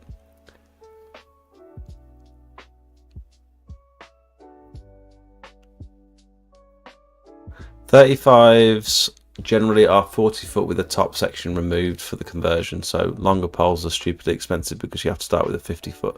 Okay, that makes sense. He's staying local, Washy, so he can work for me. Yeah, Darren's only over in Worcester, I think. Jake, not to make you feel... Does Jake not make you feel wanted? Come up north, we'll look after you. Stepping on our territory, we welcome you with open arms. Plenty of work for all of us. Don't forget us, Jack, when you need help with a big job. Does this mean we have to tool up in case we bump into each other? We're already tooled up, brother.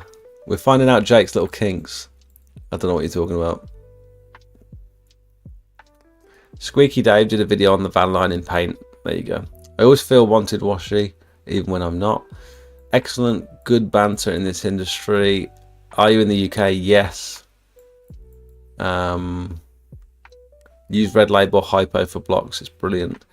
Do you guys recommend scaffold tower for bungalows? I was planning on just doing it from a ladder, but I think to make it easier, I'll get a tower. Yeah, I wouldn't be pressure washing from a ladder. Even if you've got an extendable pole, doing it from a ladder is so risky, because if you pull the trigger and you get that unexpected burst of power, it'll throw you off a ladder so quickly. Like, just don't. The angles are going to be weird. It's just not going to be comfortable. So at bare minimum, just get half a tower. Just get like the first couple of sections of a tower, and you won't regret it. Just get yourself up to the gutter line, and you'll fly through it. Honestly, looks good thing that I reseal them. Got my drive seal from Paintmaster in England cheap. Defo use a tower. Ladders are for access, not for working off. Ladders are for access, not for working off. There you go. That's something to keep in mind, isn't it?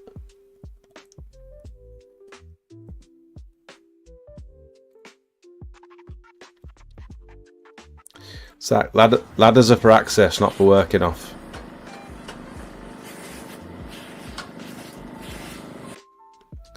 Look at that position, man. Look at that posture.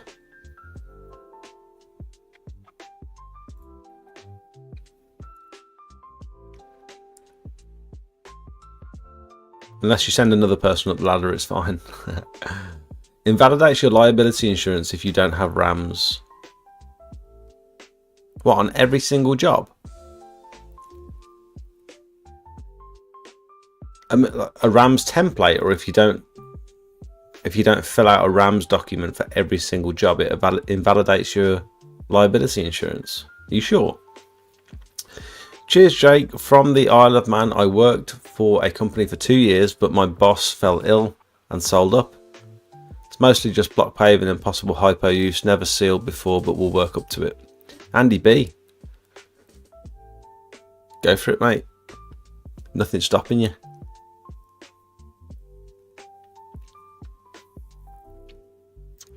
You got a scotch, have you, Zach? Earl Grey. People making videos saying it's bad to clean roofs. It's not good for us. Yeah, I mean, it's not. It's mainly roofers, isn't it?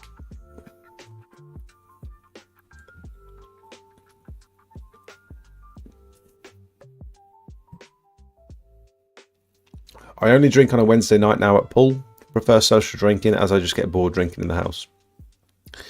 I have to admit to something. I nipped away for a bit to watch Love Island, so I missed a lot of the chat. Sean, what the hell, man? Love Island. Sean, slap yourself. Sigh, just roofers that are annoyed with taking work from them. I don't drink during the week. I snore too much and don't want to be on the sofa. Only one scotch, by the way, not a bottle. Use a snore strip, Ben. They work a treat. Are you using that snore strip, Zach? I think I'm caught up. Everyone stop typing. Stop talking, he's nearly caught up.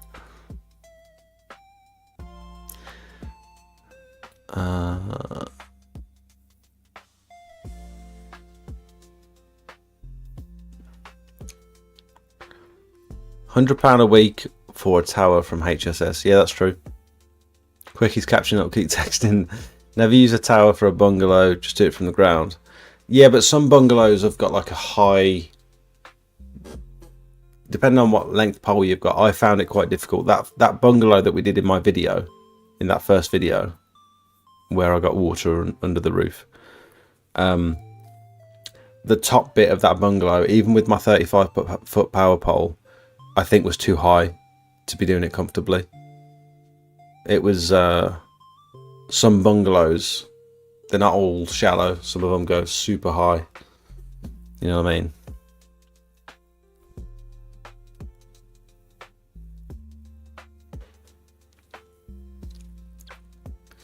One to 4 for ladders, not 45 degrees. That's my bad. I set that ladder up.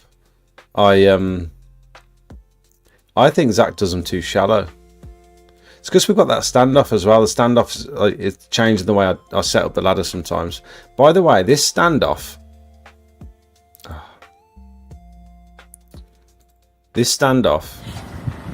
is so heavy.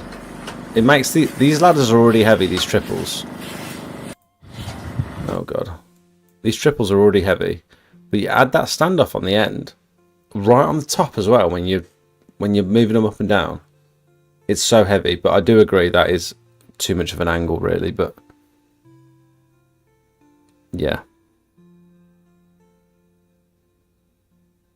it's we're still getting used to this. Not sure where to use it and where not to. I'm thinking Jakey had the idea to take it off of this one and put it on the double set that we've got, so it's just like a little bit lighter. Put it on these ones instead. Could do with like a bar on the bottom of that one as well. It's just an old set of ladders. My grandpa's ladders, this is. So yeah, not ideal, I know.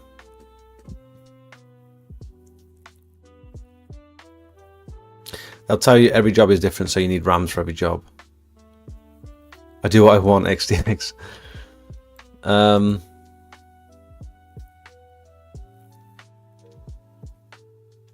Got loads of work to do on the Isle of Man. Loads of bungalow roofs. I hate ladders, so I check them about 400 times before going up them. Yeah, I mean, I don't blame you, Zach, to be fair. I always worry that when I'm setting up a ladder for someone else, like a ladder that I'll go up, I'll be like, Jakey, be careful. Like, check it before you go up. Because the ladder that I'll go up, like, I know when you use ladders every single day, it's like you know what you can get away with and what you can't, until it goes wrong, I suppose. But sometimes I don't want Jakey climbing up the same ladder that I've just set up, because I know it can potentially be a bit sketchy sometimes. It's not like I'm going super high with it, but like, yeah, anyway. I look like a traffic cone. That's funny. Jack has become a member. Welcome, mate. Welcome. Thank you. Thank you for the support. You can get access to the Discord. So glad you've caught up. I texted you 3 times to skip a few comments. I know, and I ignored you. What size ladders do you have, Jake? Was debating whether to get the 7 or 8 meter ones. I actually don't know what this is. Can anyone confirm what size ladder that is? It's a triple dinger, and I can't confirm how high it goes. It goes as high as you can reach to push it up and hook it onto the next rung. Basically, it goes as tall as you can go per rung.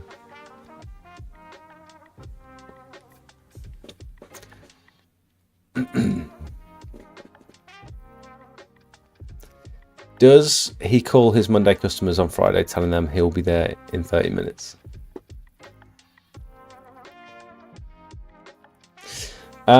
We saw. Right. So now that I've caught up, I can actually talk about some of the stuff I wanted to talk about. So instead of you guys asking loads of questions and me not being able to focus,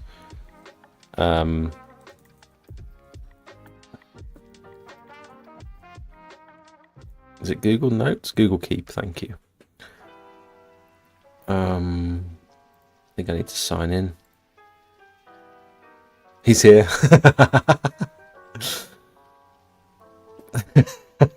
I love you, Craig. I think you're so funny. You and Luke are like my 2 funniest people in the chat.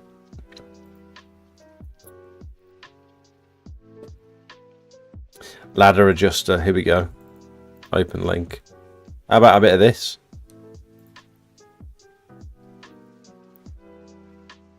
I think in the UK, was it Darren XTX mentioned in the Discord that this wouldn't be, you wouldn't be able to use this on a site, I think he said, because it hasn't got the bar across the bottom, and to use ladders on a site you need that bar. But I still think it's a very clever invention, and it does the job, doesn't it?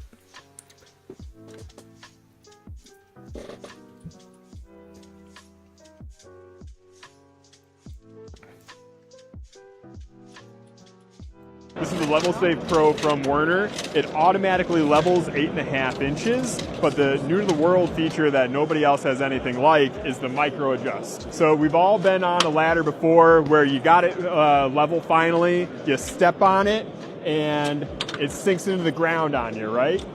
So other ladders, you got to pick it back up, wrench it out of the ground, hopefully you don't hurt your back. Here with micro adjust, if it moved, I just make a small adjustment. My 2 feet are on the ground. I don't need to adjust anything with my foot. I'm able to make a small adjustment, lock the handles, and I'm good to climb. So when this is pushed up, that's pushed down, it'll adjust up to 8.5 inches. And over the span of a 22-inch wide ladder, that's over a 30-degree slope. That's a big hill, right? This can be retrofitted for your existing ladder? This could be, there's an accessory you can retrofit to your Werner ladder. Or you can order a new ladder from the factory with it pre-installed. I mean, you can't say fairer than that, can you? That's a good advert, I think. They've done their job there with that advert. They've done good.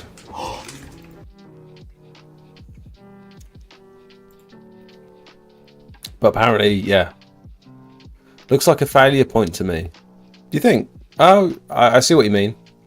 If something's going to go wrong, it's probably going to go wrong there. Maybe. It only took 3 hours to catch up. When are you giving Jakey a pay rise? £30 an hour?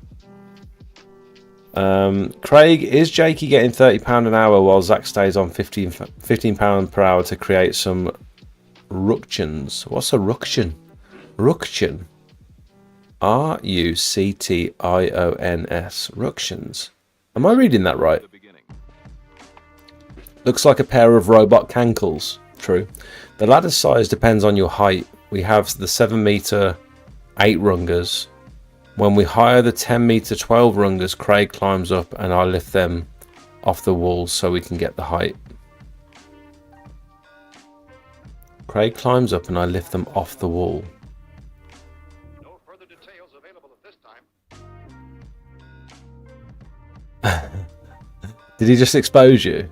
Did Steve just expose your poor unsafe work practices? I wish I had an A-frame ladder in the van. That triple one that we've got is an A-frame ladder, but I broke it. I broke the A-frame part of it. She feels warm. Maybe it's shock.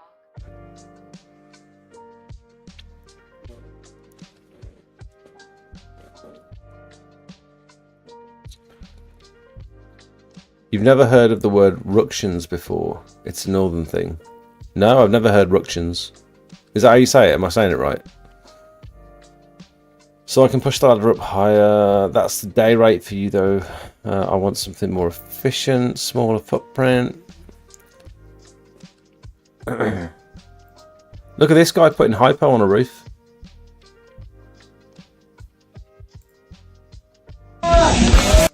That's not the video I clicked on. This is the video I clicked on. Nope. How can I...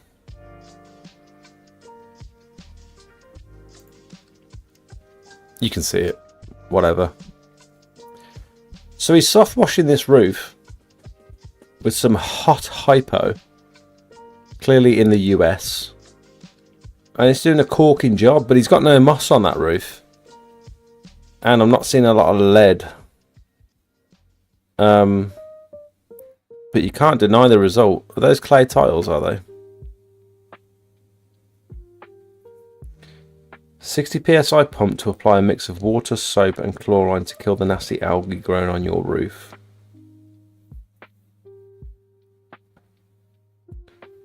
It's a very, very shallow roof, so I'd be quite happy walking on that. That's not a problem for me.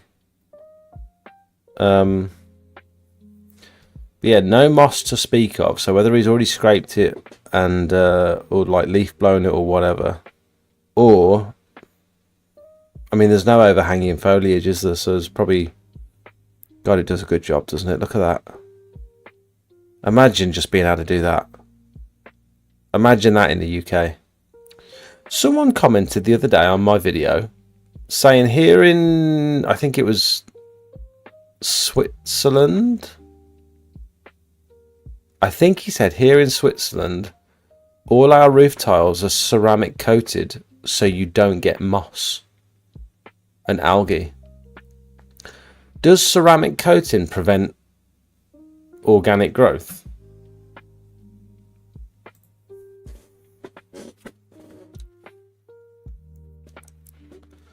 Do ceramic coated roof tiles prevent organic growth? It's a very leading question, isn't it? Ceramic coated roof tiles can help prevent organic growth, but it's not a guarantee. Here's why. How they help. Smooth surface. The ceramic coating creates a smooth, non-porous surface that makes it difficult for algae, moss, and lichen to attach and grow. Color. Lighter colored coatings can reflect more sunlight, which can help discourage organic growth that thrives in shaded, moist conditions. Limitations. Not completely impervious. While the coating helps, it's not a perfect barrier. Spores can still land and potentially find a foothold, especially in areas with heavy shade or high humidity. Maintenance. Regular cleaning can help remove any initial growth So it's and true. prevent it from establishing. I guess because it's super smooth and it's light in colour. Prestige cleaning on YouTube uses hypo on roofs. Last question before I get some kip. What's a good PSI and LPM for roof cleaning? Don't plan on doing one for a little while, but curious. Generally, when I'm using a turbo nozzle, I don't think we're going any higher than about 125 bar. I can't tell you what flow rate we're running at because you don't measure flow. My machine's like 30 litres per minute. I think Jakey's is about 21 litres per minute. But you could get away with a 15 litre per minute machine for roof cleaning. Because if you're only running 125 bar, you don't need crazy pressure anyway. But 80 psi, what's that in bar? What is 80 psi in bar? There's no way. That's too low. Here's how to convert 80 psi I don't want to know how bar. to convert it. No, that's too low. I think we're talking about a different thing, aren't we? 21 litre per minute turned down to 100 bar is enough. Yeah, I mean 15 litre per minute. 15 litre per minute turned down. You don't need full revs. You don't need your unloader turned all the way up, and you could still quite happily clean a roof. Copper wire across the top of the roof stops moss. Yeah, I heard about that. The ceramic coat wears off after a while.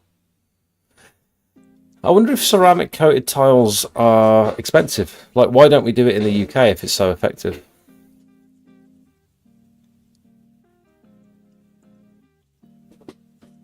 Litres per minute doesn't matter as much. I have a 15 litre per minute machine, so would probably try 120 bar. Yeah. Tennis racket wrapped on the pole. Garden Maintenance UK, welcome. Tennis racket wrap on the pole. Ooh, that's a good idea. Because that's perfect, because it's grip. Designed for a tennis racket. And it's probably adhesive. Tennis racket wrap. Oh, he's got it. He's nailed it, hasn't he? It's perfect. That's exactly what we need. Anti-slip tape from Halfords. Hockey tape. Oh, there's so much stuff out there. I think tennis racket wrap would be the best. Oh, look. You can get like a... Yeah. You've nailed it. That's what we need. My machine is 187 bar, which is awkward because I'm likely to have to turn down the revs for most jobs. Yeah, that's very high. That seems like a drain jetting machine, if anything. You tend to find the drain jetting machines to be like much higher bar. I've got pressure gauge, set it to 80, can't remember which gauge the 80 is on. What? It's a cost issue. I was looking at using a Kingfisher colour seal. I'm not sure if it's a marketing gimmick or just masonry paint, but it claims to be like restoring the ceramic coating. Oh, okay. Get hand warmers installed on your gutter poles. like the ones on prams.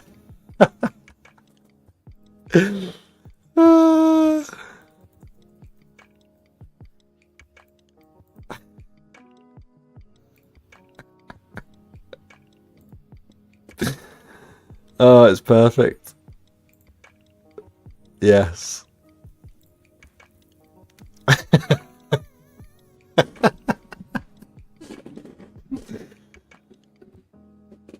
Prams have hand warmers for the baby. No, for the pusher, for the parent. Oh, we're idiots. We're all idiots. Stupid. I'm done. We've been going for 3.5 hours, so thank you everyone for watching. I appreciate your time and energy and input and comments. Very cool that we get to do this every Monday, and hopefully people find value.